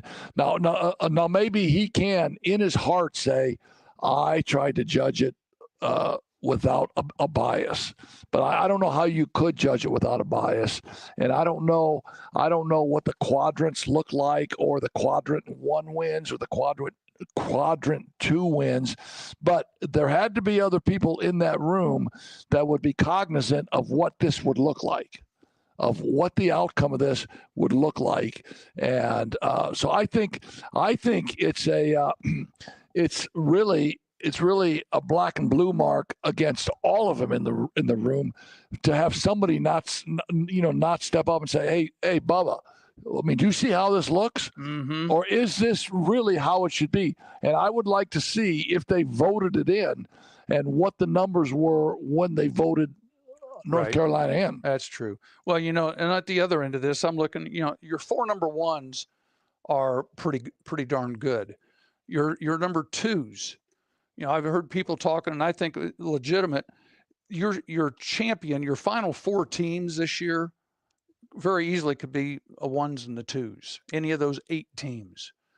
Did you see the reaction show from ESPN yesterday after they revealed it? It was Seth Greenberg, Jay Billis, Jay Williams, and Reese Davis, and I think all of them had A, Florida winning it all, and B, they had all 4 number 1 seeds making the Final Four, and I think they had all 1s and 2s making the Elite 8. So yeah, they really went out on a limb on that one. Yeah, they're going chalk on everything. So what does that say? Does that say that the parity in college basketball now does not exist? Does that say that he who has the most money and can pay for the players will be the ones that will be the top 8 teams in the tournament? And maybe it just. It's just a very top-heavy year too. I think it's top-heavy. I think you've got 8 teams that any of those would not surprise me. Whoever wins, if it's not one of those 8. Then I think you're looking at a surprise. Is there a 3? Is there a 4 that's going to be in the Final Four? You know as well as I do. Before they had the draw, before they showed all that yesterday, I was thinking that this would be the most marked up brackets we'll ever have. I think this coming weekend is going to be a total mess. You're going to have, there's going to be all these games, and you're going to have people that have the worst brackets they've ever had coming out. All right. Thoughts on the SEC getting 14 out of 16 teams in? I mean, are those 14 teams legitimate teams? Should they be in, as opposed to the Big Ten getting 8 teams in? I mean, Scott, what are your thoughts on this bracketology business? Well, have you seen there's a troll stat out there somewhere where somebody tweeted out that the SEC was 500 against the conference, and I thought, well, duh, because for one team to win, the other team has to lose in the conference. Well, and that's why you've got teams that are 10-10 that are in the tournament. Well, like Oklahoma, I think Oklahoma's a great example of it because they started undefeated 13-0, and then I think they went 7-12 in the conference. Mm-hmm. But they played a lot of good teams in the non-conference. I think they played Michigan. They played somebody else that ended up making the tournament. So I think the SEC benefited a lot from scheduling well in the non-conference. It's like Alabama went up to Mackey and got beat by Purdue, did anybody really care? No, because I think people figured out, yeah, Purdue's still pretty good. Right. And so on and so forth. I think the non-conference mattered for the SEC a lot more than the conference schedule did. Besides the teams like Tennessee and Florida and Auburn that you knew were super, super good regardless. And let's look at some of the local stuff. Here's Purdue. What aren't they? They're what, a 6 seed, right? 3. Are they a 3? Yeah. Well, there's another. They were 6 in the Big Ten tournament. But yeah. a 3 seed, and there's people talking about they're going to be the first upset. Well, they're 14th overall because the committee liked their non-con they had schedule. a good S curve. They part of the S curve. They're one of the better 3s. Is that right? Yeah, I can't see High Point beating them. Do you? No. Well, I mean, did you see Farley Dickinson beating them? No. There you go. Exactly. So here's one thing. Here's one thing about that, because that is the sexy pick for some reason. Sure. Purdue's strength of schedule, according to CBS, is 4th. High Point's is 209th. High Point has not played a single power conference school all year. Yeah, very easy. It could be a 20-point game as easy as it could be an upset. And that does matter. I mean, that does matter. Who you played, and I'll go back to a high school game that I saw in the regional. I saw St. Joe play Columbia City. Mm-hmm. Now, in a lot of tournament games, it's each possession matters, man. I've seen St. Joe score 90 points. I've seen St. Joe score, 45 to 50 points. Right. And when it got into that slugfest, St. Joe has played 10 4A schools. Mm-hmm. And for instance, they're going to play Maconaquah in the semi-state. And we're going to have John Burris on here shortly. John Burris and Maconaquah have played 2 4A schools. So it does matter. It does matter when you get into those slugfest. And have you been there before? Have you played great competition before? And so it does matter for Purdue when their strength of schedule is what it is, right, and what High Points is. Right. And I'm going to, or doesn't really, because if High Point comes out and shoots incredibly crazy, shoots, 50% from threes, can you just throw the schedules out and say, hey, they're just making everything they throw up tonight. That was one of the things I've seen. Matter of fact, it was Steve Alford. They interviewed him the other day. He went on a couple different topics, but the one thing he said now is guards win ball games and tournaments. And you think back to last year, was it Oakland out of Michigan? Yes, Jack Golke had the one guard that hit like 10 threes in the ball game, and they get to weren't they in the Sweet 16? Sure, yeah, they ended John Calipari's Kentucky career. Mm-hmm. So, yeah. I mean, there's a great example. How many Power Fives did Oakland play last year? So it just takes one example. It's the same thing with St. Peter's. Mm-hmm. I mean, St. Peter's had 2 great little small guards, and when you match them up on paper and you say this 5'10" guy got to go against this 6'4" guy, man, this 6'4" guy gonna just run him out of the gym, and this 5'10" guy is so freaking quick. He gets in the lane, he's got teardrop after teardrop. They kick it, they make threes. So it's a different deal, but I don't know now that they can buy players, and you're stacking those things with good players. What's an average NIL? Salary for your mid majors. What for mid major or for a Power 5 school? Is it 10 mil? That's true. Is it 10 mil? Is it the mid major has $500,000 maybe? I don't know. Well. And the thing I was going to mention, the reality of all of this is the one and done era is over. And that really ended with COVID. Now you've got players that have been in the league 6-7 years. So you've got teams that are a lot older right now. So what, the experts are looking at now, let's look at those older teams. Who was it? Was it St. John's? They showed that their starting 5 is actually older than Rick Pitino. Well, him too. Well, no. If you add up the ages of the starting 5. I want to say the starting 5 without Pitino, the actual 5 players are older than the Oklahoma City Thunder's starting 5, the pros in the pros. Yeah, and Auburn's got a lot of guys like that too. Chad Mazzara is 25. Auburn is a very old team. Yeah, and Janai Burns 24. And that's the product of blue chips. That's money. It's amazing how blue chips. It always gets brought up. 30 years has come true. But that's money because of the fact that I can stay in college and make more than I will if I'm in the G League or sitting on an NBA bench as the 12th man. Well, and one of the questions, that's my family doing, I'm sorry. That I got to get those off of there. They're already putting their brackets in. Beautiful. Last week when we had Jimmy King on, I already knew the answer. I didn't ask him. I probably should have. What if NIL would have been around when the Fab Five were playing? Would they have stayed all 4 years? Well, here's the deal. NIL was around, but it was just under the table. And the guy's name in Michigan was Mr. Martin, right? Well, and the sad thing was it wasn't all of them. It was just one of them. And that's the reason you've seen the drama in the last 30 years. But I don't know. I don't know if it wasn't all of them. It just didn't come out that it was all of them. Well, I know. I can tell you for a fact how many times that I gave Jimmy some money just so they could go to Taco Bell or KFC. Yeah, Jimmy, here's $5. Great game, man. Coach King, get the hell out of here. 5 is all you got. That's all I could afford. Man, it's just, and I still love college basketball, but it does come down to that. I saw Micah Shrewsbury, Coach Shrewsbury at the St. Joe game at the regional championship, and we were talking a little bit. I said, "You going to be able to keep?" Does it look like you're going to be able to keep Marcus? Does it look like you're going to be able to keep Trey Davis? And he said, yeah. He said, yeah. But the reality of it is,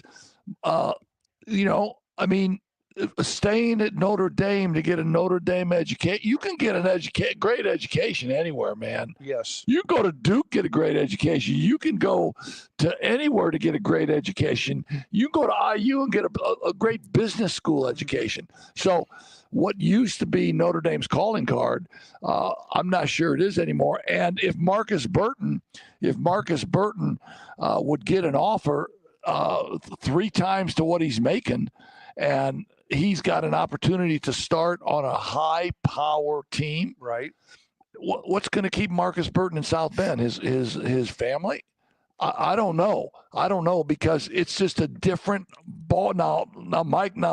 Micah was really positive about it, and I hope that he keeps that group together, because he's got some phenomenal kids coming in on this next recruiting class. Again, they're going to be young, and we'll talk Notre Dame. That's a whole nother story. They're going to have to find some older guys too to take care of business inside. Well, because in today's world, you can't live with a bunch of freshmen and sophomores. Can I add a piece of hilarious context for you?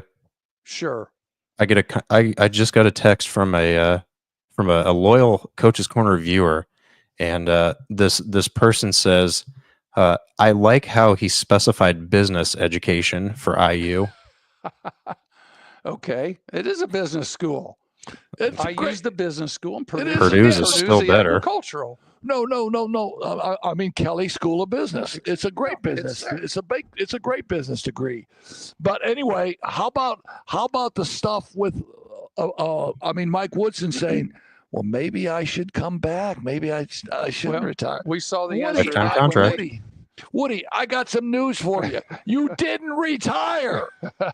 You were they told you.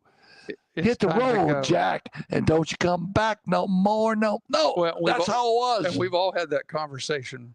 Yeah. Matter of fact, I had that with our next guest. He and I were together for a year or two. Scott, why don't you introduce our next guest here?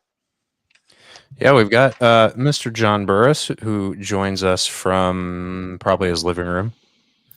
Beautiful Denver, Indiana. Just Coach, how are you? Some film. I'm doing good, Coach. Good to see you guys. Yes, good to see you. Enjoying your conversation. You guys, you get after it. You got a lot of things to talk about.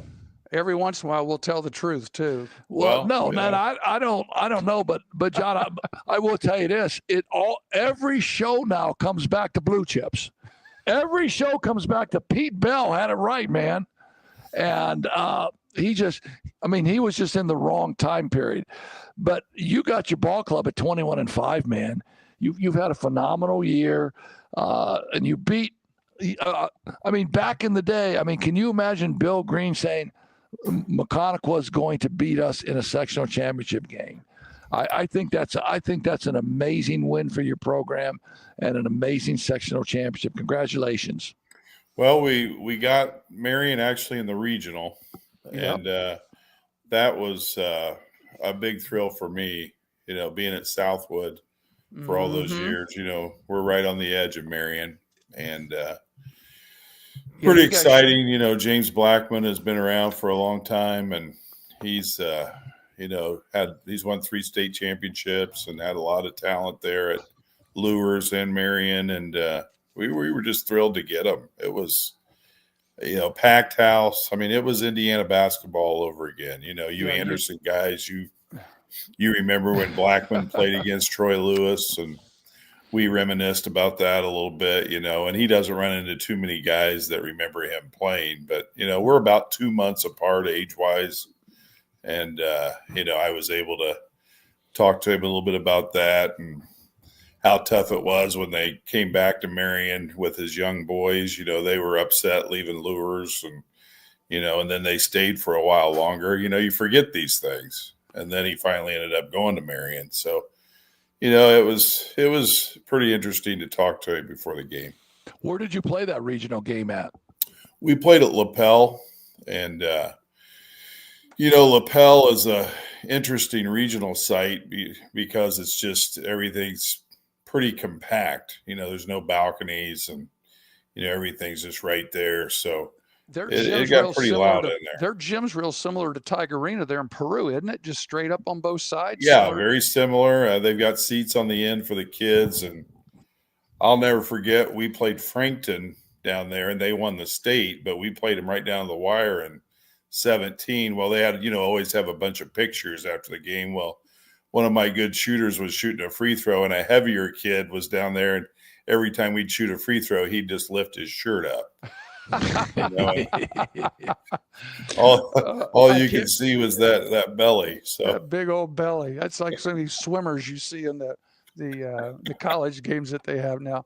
Well, hey, real quick, this is your third stop. You and I crossed paths. I still kind of joke about our conversation, 30 some years ago back at North Miami. You walked in the gym and kind of joked with me. We kind of looked at each other and said, well, you got hired the same day I got fired. There in North Miami. That was probably one of the best things that happened to me. They did me a favor. Them winning the state in football with all my basketball players, they talked me into saying, hey, can you get these guys to play football just 1 year? Yeah, sure, no problem. Then they kept them. They were all on the autograph, stuff, and I ended up winning like 2 games that year with a bunch of freshmen and sophomores. And then you went to Southwood and won a couple sectionals. Actually got to the state finals 1 year, right? Yeah, we were able to win 6 sectionals and got to the semi-state 3 times. Won 3 regionals, so we did pretty well over there. Played in single A, 2A, and now I'm in 3A. So, just keep climbing that ladder. That's been pretty interesting. Well, and you beat Kokomo this year. I still remember that game. You guys beat Kokomo. That was when they were complaining because your team shot like 52 free throws and they only shot 5 or 6. And I told somebody from Kokomo, I said, well, when you stand out there and shoot 53 pointers, nobody's going to foul you. Yeah, that's a tough part about being a perimeter team. The closer you get to the basket, the more you're going to get fouled. And that's why we tell kids. Can we quote you on that? Yeah, and you can also quote me on that. The closer you are to the basket, the higher off the floor you need to get. You see these guys jump shooting from 30 feet, now, and all you got to do is get up on your tiptoes and just touch the 3 as an open shot. Mm-hmm. And, when you get in the lane, then you'll see guys trying to shoot it like a free throw and somebody sends it up into the balcony or something. You get around the basket, you better get off your feet. Hey, John, let me ask you this question. Why did you so obviously, I mean, you were entrenched at Southwood and just won a ton of games and had a great program there. Why did you leave Southwood to go to Mechaniqua? Well, I'm from, like Coach said, I'm from North Miami, and the north end of the county in Miami County is North Miami. The south end is McConaughey, and then in the middle is Peru.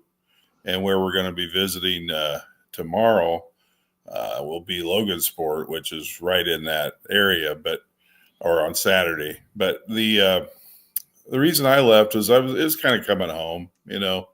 I was tired of all the driving, and I'd done that for 15 years. I still taught at North Miami, and I'd been driving, 40 minutes over to Southwood and, down 31 for McConaughey for me. I live right off 31, a couple miles. I mean, it's been so much easier, about 20 minutes. So I cut that in half and then being back in Miami County, and we've won the county tournament a couple times at McConaughey, and we've had this big run this year. This is our fourth championship. We won the conference, we won the sectional, and won the regional. So, these kids have we've built to this year. We have start 5 seniors, and, it's kind of the sum of the parts. We do have Josiah Ball. He led the state in scoring last year. He's about third this year, but these other guys with him, they all complement him very well. So, it's been fun to get back into Miami County, get back into the Miami County tournament and still stay in the Three Rivers Conference where I've always been, and then be closer to home. That's helped with the driving, of course, just getting home earlier. And, sometimes you make moves like that. Well, yeah. And that kind of reminds me, when I was at North Miami, I was still teaching at North Miami with you, and I was coaching at Manchester College, which we talked about earlier. Yeah, right. I remember that. Yeah, very clearly. And so I was over there. And we're all nuts. When you're a coach, you do some unconventional things to coach sometimes. And, I was talking to a coach the other night. He's helping at college level. He was a high school coach before that. And he said, I'm getting home at 2 on a road game. Mm-hmm. And then I'm getting up to go teach at the high school at, 5:30 in the morning. He goes, it's kind of a grind. And I said, well, that's what we do as coaches. We grind it out. I remember when my kids were going through, they were playing college volleyball and college basketball, and we'd go follow them to Pittsburgh or Chicago, wherever they were playing. But, we still coached, still do what we do. And that's just, work, right? you do those things. I know James Blackman, he goes on a lot of planes to go down to Miami to watch his son play, and then when his James Blackman Jr. was at IU, you'd always see him down there at the games. Galloway's down there, and he's still coaching at CMA. So coaches make it work. We do what we have to do, and you guys have done that too. Barnheiser's been back and forth up Chicago, and he's got one in Florida down at Rollins. So real quick, I'll never forget when we were in Logan. I told this story the other night when we were in the sectional. I told about Scotty.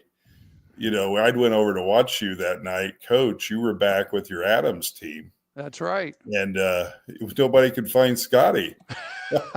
Well, Scotty had slipped in between the bleachers. He fell. Yep. You were there that night, weren't you? Everybody was there he is. Yeah. Well, anything still here somehow. And to be quite honest, John, anything he did like off the crazy scale here, anything he did stupid, we just blamed it on that head injury he had that night. Yeah, that's. I'm not sure. with Scotty being a pilot if I like hearing that. He's an airline pilot. You just don't know. Hey, John, let me ask you this. Yeah. Let me ask you this question. So I'm a 1974 St. Joe grad. So as I talk about St. Joe, I am going to still refer to them as Indians. I have carte blanche. So I still call them the Indians. Talk about, and I know you're in day 2 of watching film and preparing for them. What's your feelings about St. Joe? Well, I mean, we just played Marion, and they're going to have a lot of the same philosophy as Marion. They're going to come at you in waves, and they're going to push the tempo. They're going to get a lot of things moving. If you have a 10-point lead on them, to them, that really doesn't mean that much. They're going to get possessions, and the one thing about it, I mean, we haven't done it quite as much this year, but we've played that game and we're prepared for that. I think we surprised Marion a little bit with how we handled, their tempo. I've always enjoyed up tempo as far as coaching it, messing with how far you press up the court. Do you deny, do you play 75 or do you get back and kind of a little over half court? But, I think St. Joe does a great job with their pressure. I think they do a great job of, bringing in different guys that know their roles. They're really very well versed in what they're supposed to do. Then, of course, they've got the 2,000-point scorer. I always struggle with his name. Konechny, man. Hecklinski. Konechny. Come Well, on, man. just all rhymes. Konechny. I got the Polish guy here. Konechny, Hecklinski. Kielbasa. What do you got, man? Come on. Yeah, I can't pronounce it either. He's a really good player, but, he's right about 2,000 points, and Josiah Ball's about ready to join the top 50 with Shane Power, and he's going to probably go by Steve Alford with this game. So interesting. So we got some scorers coming into the game with credentials, don't we? Yeah, and to score 2,000 points, the thing you look at, you pull up that list, and they're pretty impressive who's on there. But then you look at all the guys who aren't on the 2,000 point list. I mean, you're talking about NBA players, you're talking about Hall of Fame players, that are all over the list below 2,000. I mean, it is incredible. The guys that are like at 1,500 to 2,000, you look at the people in there and you're just amazed who's in there. But, I saw George McGinnis's name, and, I always tell the kids about when McGinnis was playing and, they made fun of him, and the All-Star, the Kentucky kid, said he's not that good. He's overrated. And then McGinnis went out and scored, I think, 52 points, 50-some on him. 36 rebounds. I mean, these are numbers you just don't even comprehend anymore, So, there's just some cool things with when you look at scoring. I was a part of the Deshaun Thomas. He was going to probably go by Damon Bailey, but we found a way to get Lures, and that was in the regional morning. If he would have won that game, he probably would have. He was only 1 point short of Crawley, I believe, who's second. He missed him by one, but he probably would have went by Damon Bailey. So, it's kind of neat when you're a part of some of those things where Indiana history is kind of based around what happens in this game. Well, the one thing I've seen, John, from your scores is you're not afraid to go ahead and get up and down the floor. Like you said, as soon as I hear Marion McConaughey, I'm thinking, okay, McConaughey is going to slow the game down and go limited possessions and try to keep this thing in the 40s or 50s. Then I turn around and see the score at 78-72, and I'm going, okay, good for you, John. So what you said is like you guys are breaking pressure and attacking the basket. I'm sure just trying to score right off the bat instead of taking time off the clock.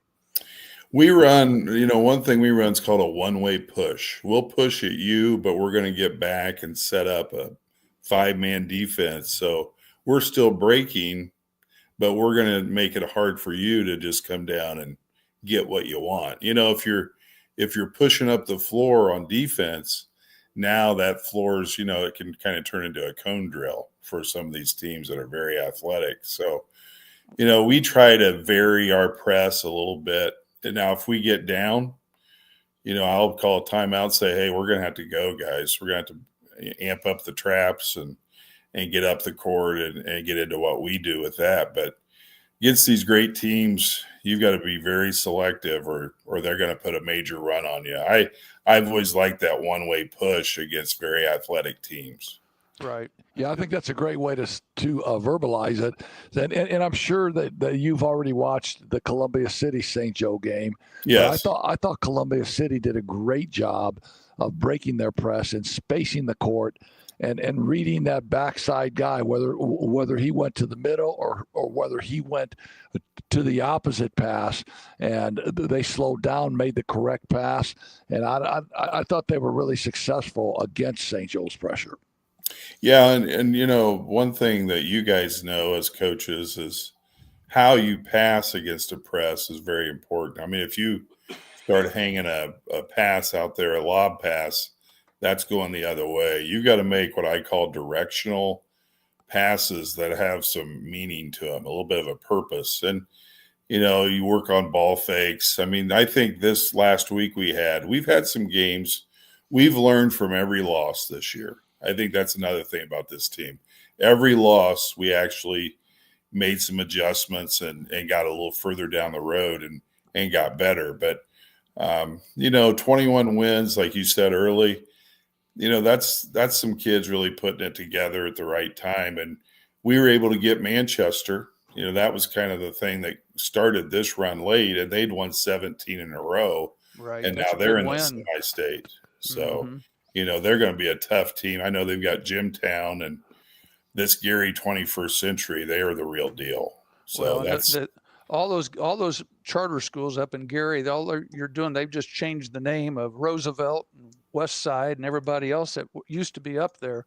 They're hiding now behind 21st Century and Bowman Academy and all those. So that's what you're getting. It's just the Gary schools under a different name.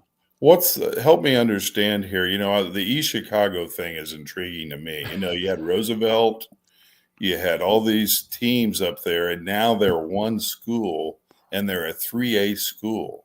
Mm-hmm. I'm just having a hard time understanding from the old days of, when Whitco was playing Roosevelt and the Big Dog. That was one school, and they had all those other East Chicago schools. Right. Well, they Where are all consolidated these into kids Central. going to? They're going to the charter schools. Yeah, I mean it's the charter schools, the Catholic schools with the vouchers. Now, when the Catholic schools brought the vouchers in, for instance, up in South Bend here, I mean, kids couldn't afford to go to St. Joe. Kids couldn't afford to go to Marion. Now, all of a sudden, you got Demetrius Jackson going to Marion. You got Jaden Ivey and all of these kids that are using vouchers and taking the kids away from the South Bend schools. It's the same thing up in Gary now. There's charter schools that I can't even tell you how many there are. There's so many of them. Well, and a lot of those kids now they're going to Merrillville, they're going to Portage, they're going over to Chesterton, not to Crown Point yet, but they're getting out of the area wherever the buses can take them. Yeah, well, that's obviously changing all over the state in different areas. I'm down around Brownsburg a lot. My kids live down there, and just to see how the Indianapolis look is changing. It just keeps that suburb just keeps growing and growing and growing. And that's all the way around the loop of Indianapolis. Mm-hmm. And I think that's something that's just translating into the places like Carmel are just getting bigger, Hamilton Southeastern, Westfield, Noblesville, all these schools, you just go all the way around the loop there. They continue to grow. And I think it's really changing how these schools look. And we played Brownsburg this year. We played them last year too. And,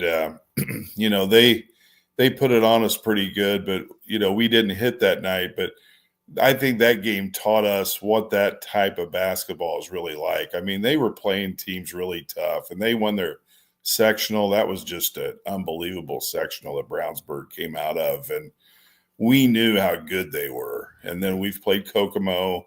So we feel like with St. Joe, we've played some teams that at least they'd be in the ballpark with them, because when you get up to South Bend, we just don't see that area very much. And that's exciting for us. Let me ask you this question, because I think that scheduling is huge, and I've seen some teams that build. You're talking about your senior class now, and you're projecting what your senior class is going to be, maybe when they're sophomores, or for sure when they're juniors, and then you start messing with that schedule, and you go to that AD and you say, hey man, I want to get rid of these three schools, buy them out for a year, and let us go play the Brownsburgs. Let us go play some of these 4A schools, because down the road, that experience of you playing Brownsburg, that experience of St. Joe played 10 4A schools this year. And that experience of playing a better competition, just means I mean, later in the season, and once you get to tournament play, it has a big impact on how you're going to play.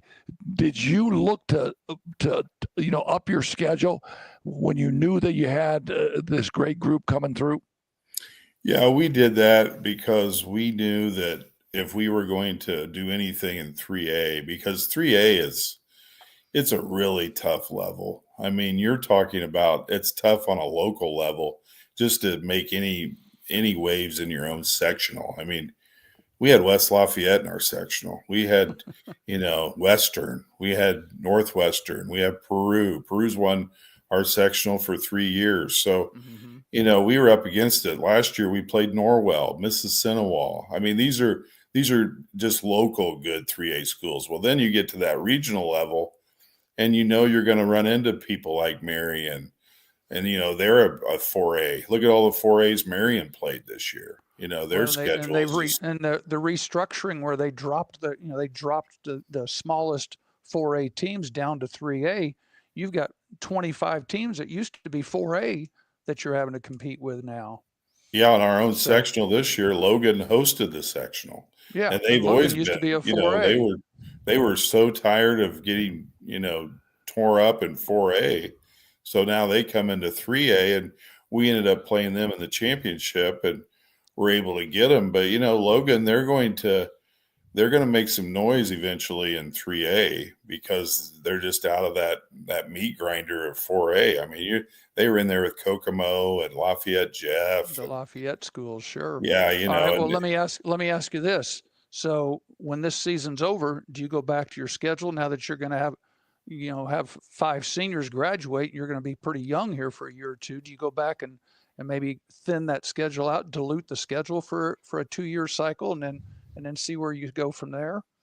Yeah, when we went through and we didn't play CMA, we did move on from them, but we had some good games with them. But we will do that because, I talked to Coach Lynch at Brownsburg, and we'd always been friends. He graduated from Tippecanoe Valley, and so he'd always kind of been around the area, and we'd worked some things, top 60 together. And so, over the years, we just known each other, and we thought it would be fun to play him. And, last year we had him down about 12 at halftime, and we come out and bang a 3. So we're up in the teens, and he has been in there just ripping at halftime. He can't believe, they're down to McConaughey. So they came out in that second half, and I mean, you talk about a team turning it up.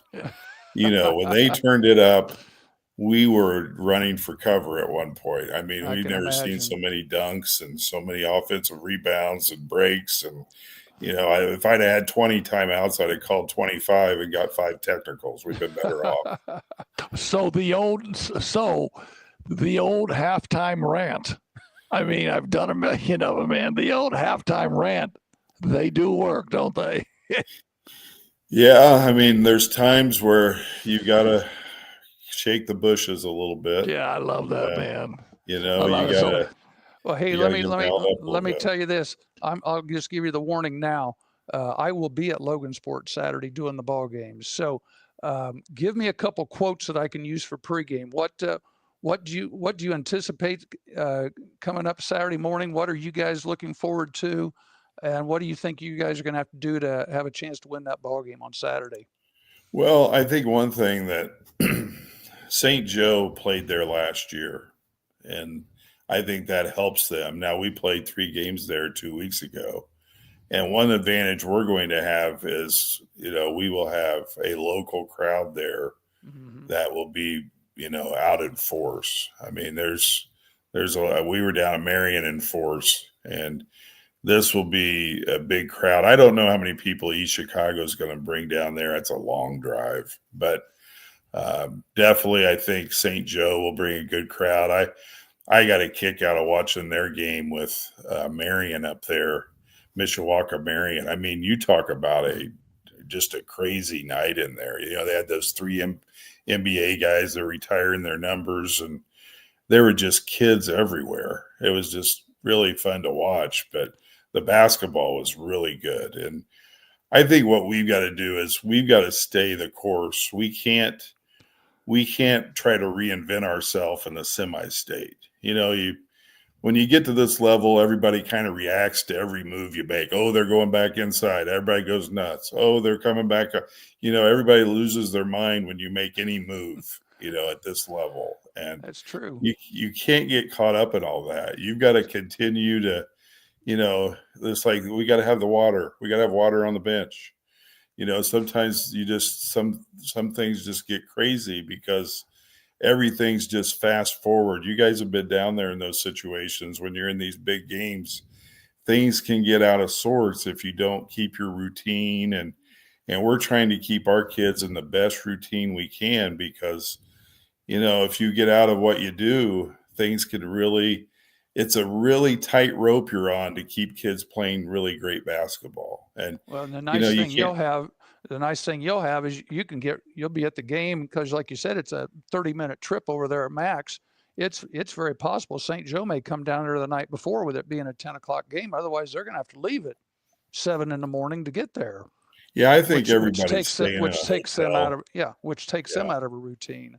Yeah, they're staying in a hotel, and I always think it's an advantage if you can sleep at home and get on a bus and have that routine. But they're all coming down. I think they're practicing the night before, and which makes sense for them. I think East Chicago is doing the same thing. I think Delta might be doing something a little bit different, but all those teams are. I think St. Joe's kind of used to that type thing. They seem to be a group that can make adjustments. They feel like a real veteran group to me. A lot of those kids have been playing varsity for quite a while. Yeah, do definitely have not all of them. With the exception of maybe one player, they've got to have everybody back. Yeah, the Roseman kid comes from Chittard, where obviously his dad was the head coach, and obviously they're going to play good basketball game in and game out. So when you bring a talented point guard like that, that's and if you would ask Eric Gaff, he would probably say he's the difference in our team from last year to this year, and they were really good last year too. So one thing I'll say about him, he hasn't made a three. Yeah, and I agree 100% with you. I think he's got a mid-range game. I think he's pass first, and so when you're going through personnel and you're looking at how you're going to play him, can you gap him? Can you back off him? I mean, certainly I would. He's definitely a setup man, and they got plenty. I was going to say they got plenty of people that want to shoot. Yeah, he's one of those guys that I like the fact he doesn't shoot threes as just analyzing their team, because he's somebody that, man, when he pulls up in the lane, you might as well get to the other end, because he's probably going to hit it. And then he's a pass first guy, which you guys have all had point guards. When they look pass first, that's very effective. And you got that guy that, hey, when we get in a tight part of the game, I'm going to draw and I'm going to find somebody open. That is just a big part of success down the stretch of a game. If you got a point guard that he's going to take over, well, you can kind of put 5 guys on him. But if he's willing to distribute, man, you got to respect where he's going to move the ball next. And that's what I see with that kid. I see him as, like you said, he's the difference on that team, because he finds the open man, and he did average 20 points a game as a sophomore at Chittard. So he understands how to go get a bucket when he needs it, and he also understands that he doesn't need to do that too much. With the Indian slash, and it breaks my heart to say it, the Indian slash Huskies, man. Yeah, we've been going around all that, John. Hey, we got a great Saturday ahead. You've got game 1, Maconaquah and St. Joe. Game 2 is East Chicago and Delta, who's there for the 3rd straight year. So this should be another exciting day on Saturday. You got 2 games in the morning and hopefully another game that night. And the winner gets to go to Indianapolis. So hey, thanks for coming in. I appreciate you. I will see you. I'm gonna come find you somewhere between probably 9 and 9:30 on Saturday, if that's okay. Yeah, we'll be down there. I hope I don't distract you. No, it'll be great to see you. And I like what you guys are doing. Anytime people are promoting the game and you guys are having fun with it, I'm all in. Well, if you notice, we're at my house tonight. We're not at the linebacker because it's St. Patrick's Day and they didn't have room for us. So we're down here in the man cave. I got my 3 TVs going on here, and we're getting ready for college basketball this week and high school's on Saturday. Yeah, well, hey, listen, Coach, congratulations, man, and good luck to you. I've watched your career from afar, and I know you just do a wonderful job. And when you get in these scenarios now, where you're a couple games from going back down to the final, to the state championship game. I think these are special. Obviously, you're watching film on Monday night, man, having a good time, and good luck to you, man. Appreciate it. And one thing we always say when we get to the state finals, people are going to pay to park. There you go, man. Hey, thanks, Coach. It's classic. All right, All right, take we'll care. See you, John. All right. You bet. That's John Burris, man. Just a guy who's been doing it forever, man. He's in his 26th year overall of coaching. I made it to 30. How many years did you make it as? Well, no, you spent so many years in Texas, though. Yeah, I'm a bad example. I was a head coach 27 in Indiana. And that doesn't count the 7 years I was down in Texas. So you've been a head coach for 27 years in Indiana, yeah. That's pretty doggone. I only have you by 3 years. Well, because you were in college, you were coaching college ball for a little bit. Yes, when I was at North Miami, you were at Ball State, so that kind of made that up. But my 7 years down in Plano, can't count those. I won a couple games down there. Hey, can I add something real quick? Yes, sir. Go ahead. He was talking about Deshaun Thomas, and I had looked back in the Wayback Machine on John Harrell's website and saw that they'd overlapped at Lures. He was right. Deshaun Thomas is 1 point shy of Marion Pierce for second all time. And it's because Southwood beat him, wasn't it? I guess so. Guess so. Yeah, and so John, that's your fault. But neither of them were catching Damon Bailey. I was so lucky to be the head Indiana All-Star coach in 2010, and Mr. Basketball in 2010 was Deshaun Thomas. I saw him when I played at NBA for Rod Creech. We went down to the field house in Fort Wayne. I saw him play as a 7th grader. I think he was 6'5" in 7th grade. I was looking at him. I'm like, dang. Yeah, and then he went to Ohio State and followed Greg Oden and Mike Conley. Yeah, and he had a it wasn't a great career, but he had a stellar career at Ohio State. And he was he was really good. He was a really, really nice kid when we had him for those 10 days with the Indiana All-Stars. And there was never a deal where he didn't want to practice or he didn't want to go hard or he didn't want to do anything, I ain't doing this stuff, coach. Anything we asked him to do, he was really good. And if you think about that, coaching the Indiana All-Star game or the Indiana All-Star team for Indiana is a real high-stress deal because Indiana hasn't lost too many times to Kentucky. And so when I was doing it, I seriously felt the pressure of saying, man, I ain't losing. I'm not going to be the guy that loses to Kentucky. We got to go 2-0. That's for sure. Yeah. That was part of the reason why I loved Ohio, or I still do. I still love Ohio State basketball, but I loved it so much back in those days because Thad got guys from Indiana between Greg Oden and Mike Conley, and then he got Deshaun Thomas and some of those guys. Because Deshaun Thomas was the first guy off the bench on the team with like John Diebler and Aaron Kraft and Jared Sullinger that should have won the national title in 2011, but we won't talk about that. Good. That was a really good team. Yes, they were. I think they were 30-2. Hey, we talked a lot of high school basketball here in the last hour. Yeah, but we got to hit one more. We got to hit Riley against Fishers. Okay. Now, I know Fishers just put it on Riley big time, January 18th, 89-29.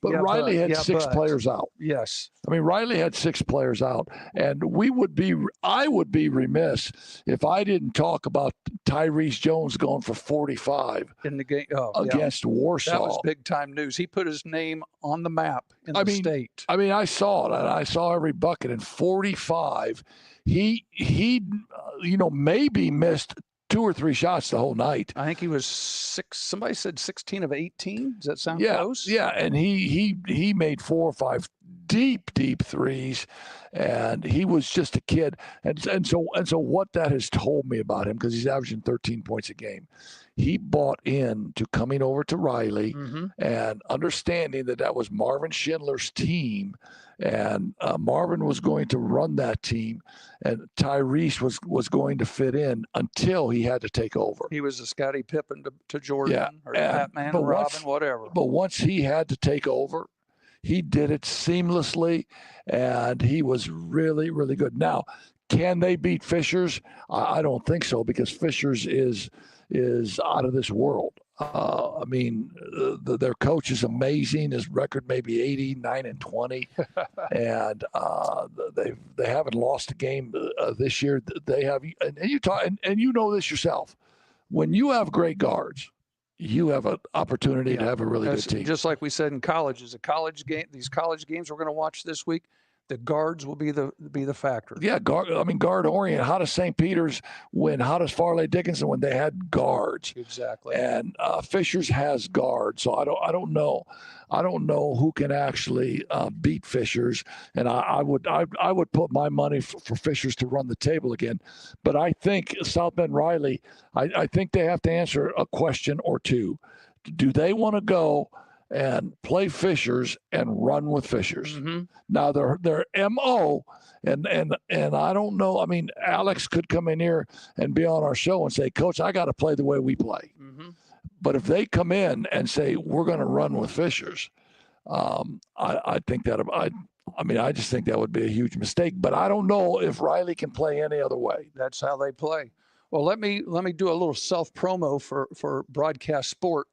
Saturday we have a crew that will be at Elkhart for the 4A semi-state. We have a crew that will be doing radio only right here on this same site, broadcastsport.net. All you have to do is click and find the one that says Elkhart semi-state. We will have the Riley Fishers game at either 10 or 12. I don't remember which game it is, but we'll be doing that. I will be at Logansport for the 3A. I will be doing the Maconaquah South Bend St. Joe game. And then we also have a crew going to Michigan City for the 2A for the Jimtown game. So we will all have 3 different crews going on. For you people that are not in radio range, just get on your computer, just like you are right now, find broadcastsport.net and just find the button, click whichever semi-state you want to look at, then it will divert you to the Indiana Champions Network, which the state runs everything. And this week is also pay-per-view. So if you want to watch the games, you have to get on the IHSA website and pay your money, and then you can watch. I think it's like $20. You can watch every game you want, or you can pay $12 and watch your 1 or 2 games. So that's what's going on with that. Scott, will you help us with the college stuff? We are going to do a bracket like we did last year, and obviously we need to have your brackets turned in. We had over 50 people last year that participated in our little bracket for Heck didn't even do it.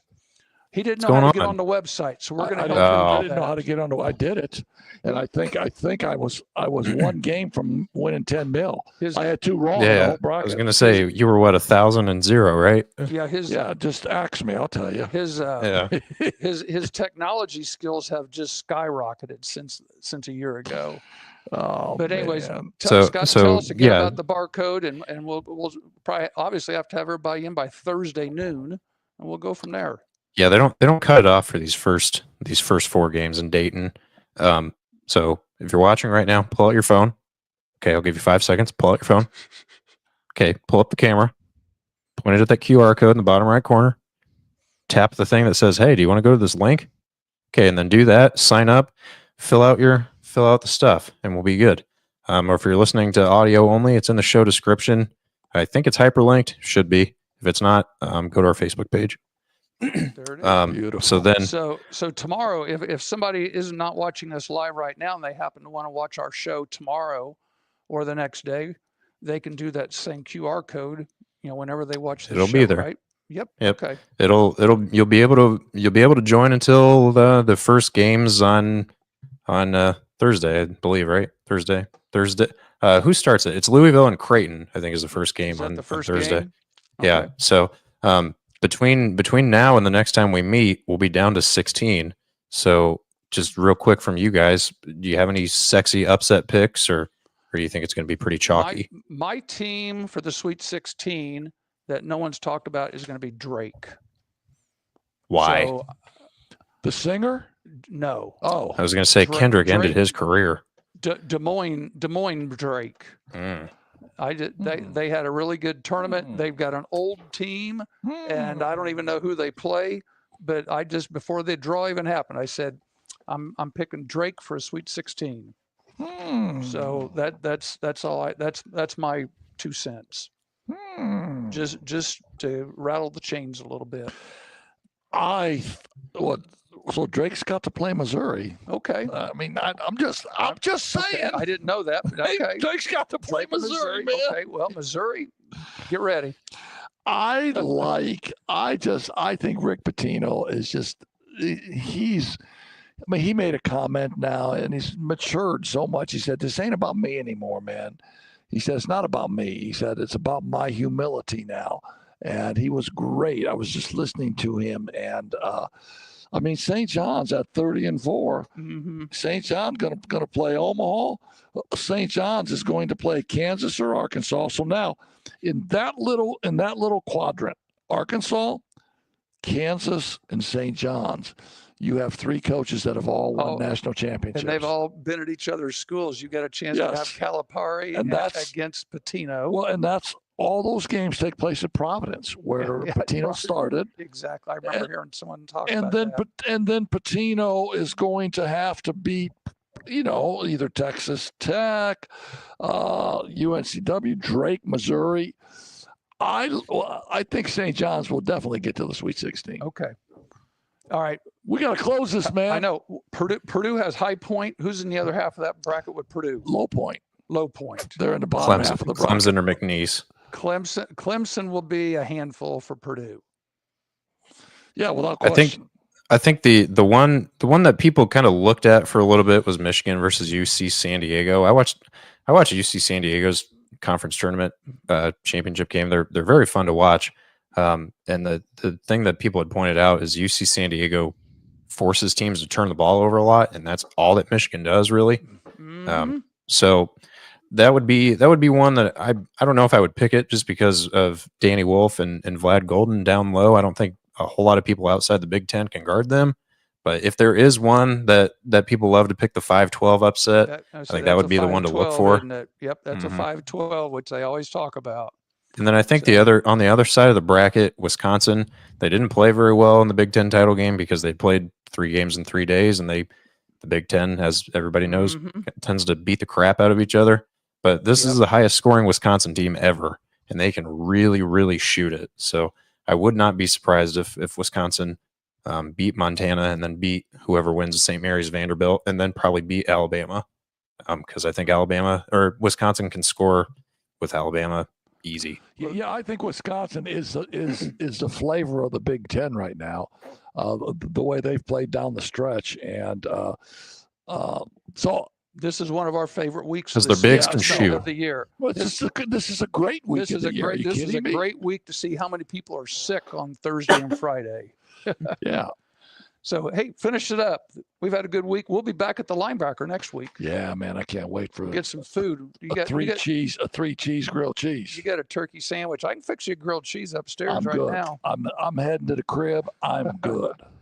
Thanks, Scotty. You're the best, man. Congratulations on being a dad, and take care of that little Princess Diana, man. We'll see everybody next week. We'll do. Guys. See you guys later. That'll do it for us this week. If anything really big happens in March Madness, we might jump on a quick live just to talk about it. But absent any other information, join the bracket pool. Like I said, scan the QR code earlier in the video or check the video description.